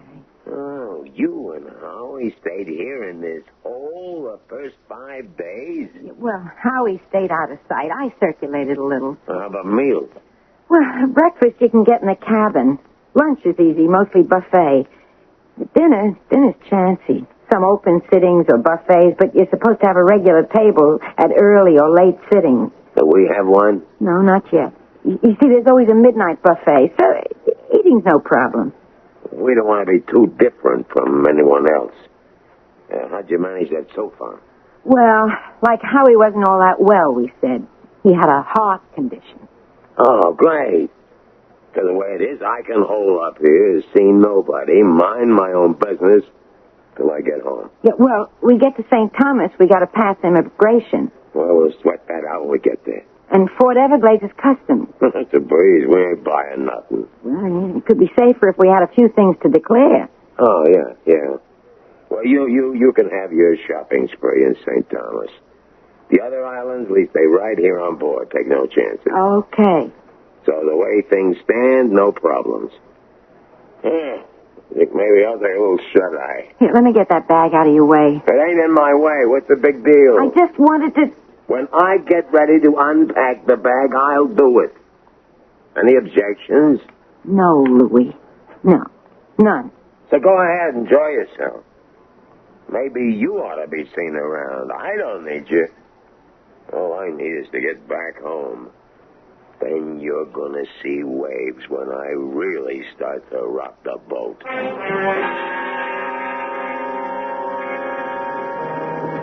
You don't want to play bingo tonight? I'd rather play Joker 7. The game of the girl who deals it. That's the name of the game. Why, you old goat. She's young enough to be your grandchild. What pleases me most is she isn't. You ought to be ashamed of yourself, Sam. And so should you. The way you've been going on about our shipmates across the corridor. Oh, I'm just having a little fun. Doesn't mean anything. It's just like me. Having a little fun, it doesn't mean a thing. All right, Sam. You've made your point. I'm going to leave them alone from now on. That's great. We've made too many good friends on the cruise to pay any attention to two people who choose to be on their own. It's such a pity, though, the poor man is sick. Though, it is sort of the classic thing to do if you're up to any hijinks. What are you talking about? Well, in detective stories, you always have to look out for anyone who's sick or in a wheelchair or is supposed to have been in a coma ever since... Oh, for Pete's sake, Millie, don't start up again. Are you dressed? Yes, I am. Well, then come on. Let's get upstairs or topside or whatever they call it and dance. Yes, Sam. And you're going to forget that Mr. and Mrs. Rivers and forget they ever existed, right? Right, darling. I was acting silly. Come on, let's go dancing. After you, milady. Thank you, your earlship. I'm sorry. Oh, Mr. Rivers. Oh, dear, I've knocked your glasses off again. Oh, that's all right. What's happened to your voice? Millie. Oh, I got a little cold and laryngitis. Oh. Yeah, well, here are your glasses, Mr. Rivers. Yeah, thanks. I was just looking out to see if the air conditioning is... You got some in your cabin? Oh, yes. You don't, and you're not well. Oh, now, if there's anything we can do... No, that's all right. Maybe it's just I get, like claustrophobia. Yeah, I'm sure ours will come on again. Who are you talking to? The nose from across the hall. That woman. She could be dangerous. No, I don't think so. She's just a silly dame. But you're something else. What do you mean? You were real anxious to unpack my bag. The bag I switched with Howie, weren't you? Well, I just thought I could do something. Maybe you done plenty. I'm what's getting smuggled into the United States. You out of your mind to try to get this past customs too? Millie, what is it? I thought we were going dancing. What do you want to come up here on deck Now, for? just don't say anything till we can get where we're all alone. Over there, that way. What is it?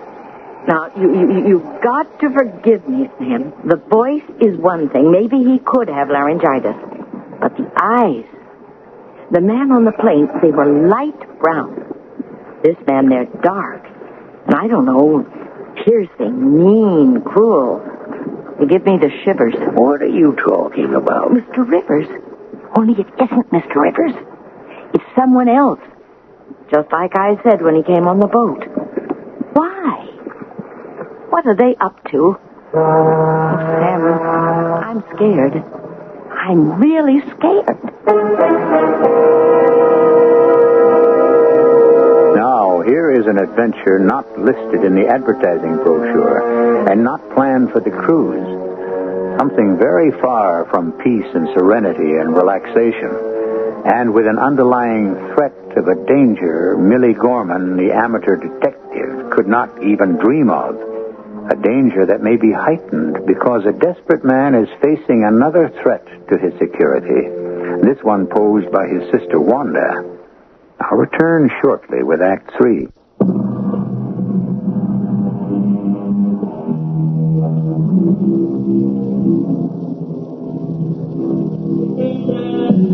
There's an Italian phrase, dolce far niente, which means literally delightful idleness, and by projection, a never-never land, a special world apart, the kind of dreaming, delightful peace a cruise is supposed to create, but which on this one has been rudely broken by two threats. Let's return first to the one posed in that stuffy little inside cabin from which a notorious expatriate hopes to engineer his illegal return to the States. I didn't want you to find out about that, Louis. I figured it as a stake for both of us. You figured it as a stake for you, you two-time and little... No, Louis, wait. Listen to me. What could you sell me? If it hadn't been for that interfering woman across the corridor, I'd have gotten somewhere and dumped the chunk overboard. Are you crazy? There's $1 million in that package. Listen, my life won't be worth a nickel if I don't bring that in. Your life? What about mine? That's what you're being paid to worry about. I'm living up to what I promised to do. Listen, it wasn't my idea. Someone... The syndicate figured as long as we had this set up, there was a whole kilo of Big H waiting for transport, so I got elected. Who do you think you're kidding, baby sister? Someone offered you a deal. Bankroll this. I want his name. Oh, Johnny Fat. That figures. Where'd he get the dough to buy this package? I don't know. Honest, I don't. That figures, too. Someone's going to be out a bundle. What do you mean? You kidding? First chance I get, I'm dumping this over the side. You sure that's smart? All I care about is getting in, Wanda. Once I'm back, dough means nothing. And I don't want something like this to mess up my chances of coming home. It could mean more than you think. How? But you've been away a lot of years, Louis. Some of the boys ain't so anxious to see you back. So it's a little insurance in case things don't go all your way and you have to get out again. Well, maybe you got something. Anyways, we got some time to think it over. Now, I'll tell you what I'll do, Millie. Tomorrow, when we get to Trinidad and go ashore, I'll have my glasses fixed. And then, as soon as I get a chance, I'll have a close look at Mr. Rivers. Well, supposing you don't agree with me. Well, then I want you to promise to stop playing detective and do what we took this cruise for. Enjoy yourself. But I am enjoying myself. Okay. So let's say you're right, Millie. Well, what are you going to do about it? Go to the purser or the captain? Say we got a stowaway aboard? Yes, or something like that. Only he isn't, actually. I mean, his passage is paid for. He's like a substitute. But why? Honey, I don't care. And neither should you. But he might be some kind of criminal. Now, that's just what I mean. If he is, I don't want you getting mixed up. No, I got no right to be risking your happiness. We are retired at last, doing the things we always planned, looking forward to so much more.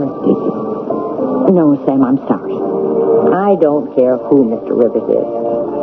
I just care who we are, and that we stay that way. I love you. I've made a career out of it. Never regretted it. I love you, Millie.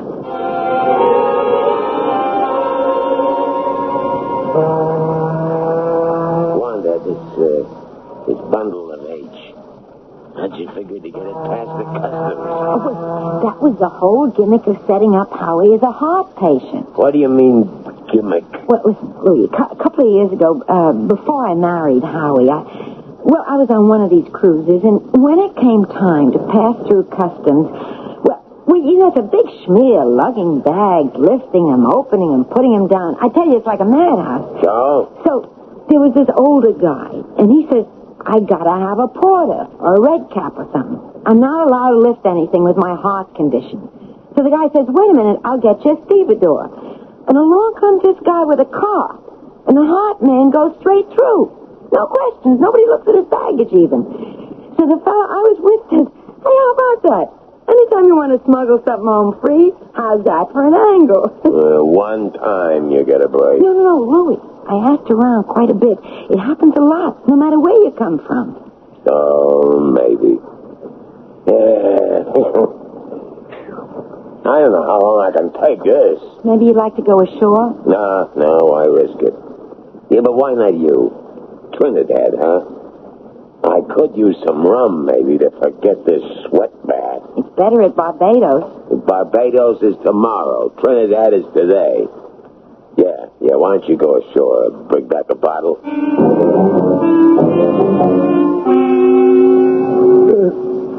Lily? What are you doing? Oh, Sam, I thought you were taking a nap. Well, I was. But not now. What are you up to? Oh, nothing. Lily? Oh, I couldn't help it, Sam. The cruise is almost over. And except the time we saw her in Trinidad buying some rum, they've never been out of that cabin. I thought you were going to forget the Rivers. Well, I try to, but it isn't so easy. Well, you got me going about them, too. Well, this may be our last chance today. Yes. St. Thomas is our last island to go ashore. I wasn't thinking of that so much. Today, everybody has to be in the main lounge for immigration. And now I got my spectacles again. Maybe I'll have a real good look at Mr. Rivers at last.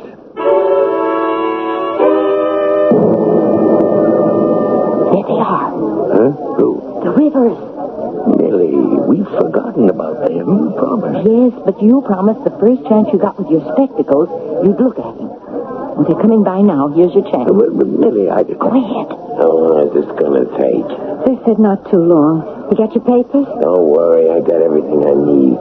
Hold my glasses while I check. You better not keep them off too long. Well, Sam? Really, it's the same guy who flew down with us on the plane. Sam, you're lying. Millie, that's the same guy. It's got nothing to do with us, and that's how it's going to be. Yes, Sam. 35 years, and you've always been right. I want to protect you. I know. So you're right, Sam. Who's arguing?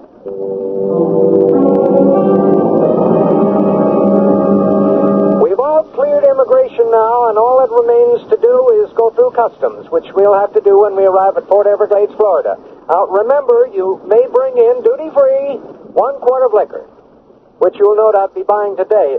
Just one word of warning, anybody with a little cache of grass or anything harder, forget it. You might fool the guys who inspect your baggage, but you can't fool Daisy. Who's Daisy?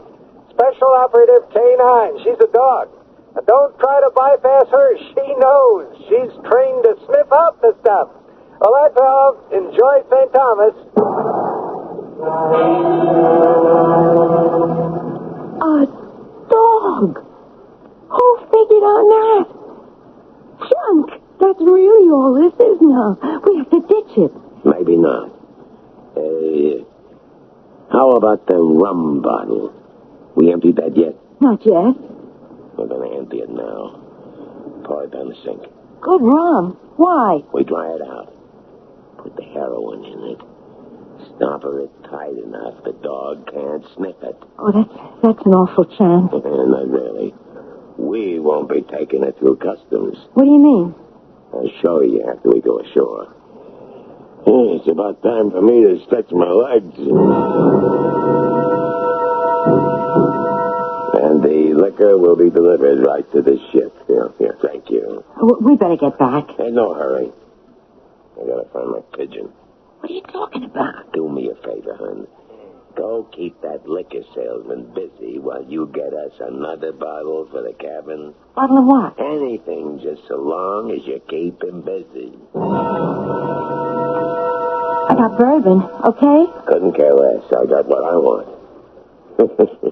Even more than I expected. Louis, what is it? Look there, our neighbors. The nosy lady buying a package of liquor just like us. Come on, Wanda. Now we can go back to the ship. Just a note for all of those who bought your quota of liquor today. Before we sail for St. Thomas, it'll be placed outside your cabins. Please check and make sure you have it. Now, more about our plan. Did we check our liquor? Don't worry. I got in the closet already. I also got rid of our extra bottle. What extra bottle? The bottle that doesn't contain liquid. That has the hard stuff. Heroin? That's it. But where? You gotta keep the brain working every minute, Wanda. I lifted a bottle from the Gorman's package and replaced it with a hot bottle. What better way to bypass the dog and U.S. Customs? And even if we don't, I'm still safe. If they do find the H, it ain't on me. How could you stash it on our neighbor's duty-free cotton? There's a special tape that seals it. Easy. While you kept the liquor man busy buying our extra bottle, I filched enough tape to reseal the carton after I made the switch. How do we get the stuff back? I checked the manifest. Mr. and Mrs. Sam Gorman, 734 West 72nd Street. Soon as we hit the Big Apple, we make one little detour there to pick it up. But what do we say? Just there was a mix-up. And if they don't buy that? It's a nice, quiet neighborhood. Anything could happen.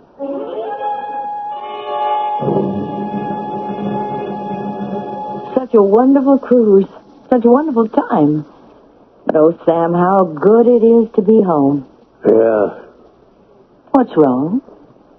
Well, I could have sworn I double-locked the apartment when we left. But I only had to use one key. Now, Sam, don't start to worry the moment we're... Well, who could that be?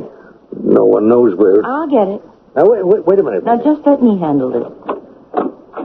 Yes? Oh, hi, Mrs. Gorman. You remember us from the cruise? Oh, yes. Mr. and Mrs. Rivers, won't you come in? Well, just for a minute. You see, there was a mix-up in some of our baggage. You got our liquor package instead of yours. Really? I mean, you're sure this one here is yours? Yeah, I'm sure. And that's what I'm taking away. Well, now, just a minute. This package has my name on it. Let's not argue, Mrs. Gorman.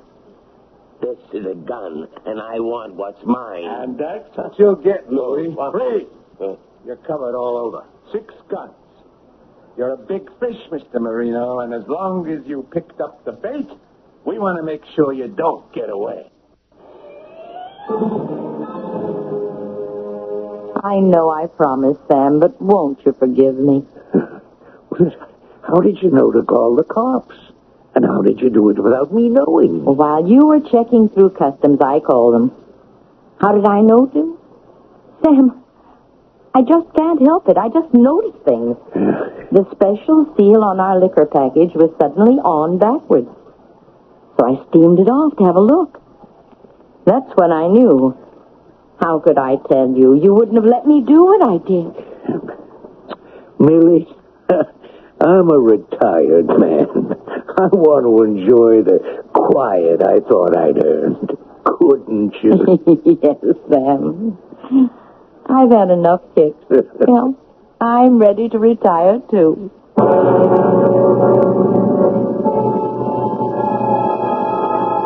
There are now plenty of charges stacked up against Louis Marino through little Mrs. Gorman's sharpness for illegal possession of drugs, smuggling, and any number of other charges to put him away for the rest of his life. I don't know if there's a moral in this, except that maybe if you want to be crooked, don't mess with the innocent. It's only the ones without any larceny in their hearts you can't figure at all. I'll be back shortly.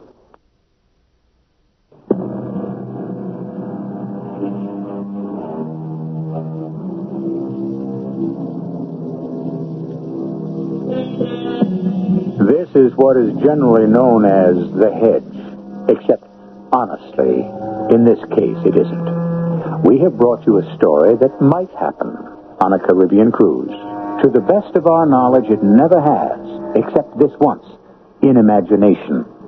We urge all of you listening to consider that it would never happen on your cruise, through that romantic sea, and with all the delights the islands can bring you. Our cast included Mary Jane Higbee, Court Benson, Joan Copeland, and Leon Janney. The entire production was under the direction of Hyman Brown. Radio Mystery Theater was sponsored in part by Buick Motor Division and ARM, Allergy Relief Medicine. This is E.G. Marshall inviting you to return to our Mystery Theater for another adventure in the macabre. Until next time, pleasant dreams.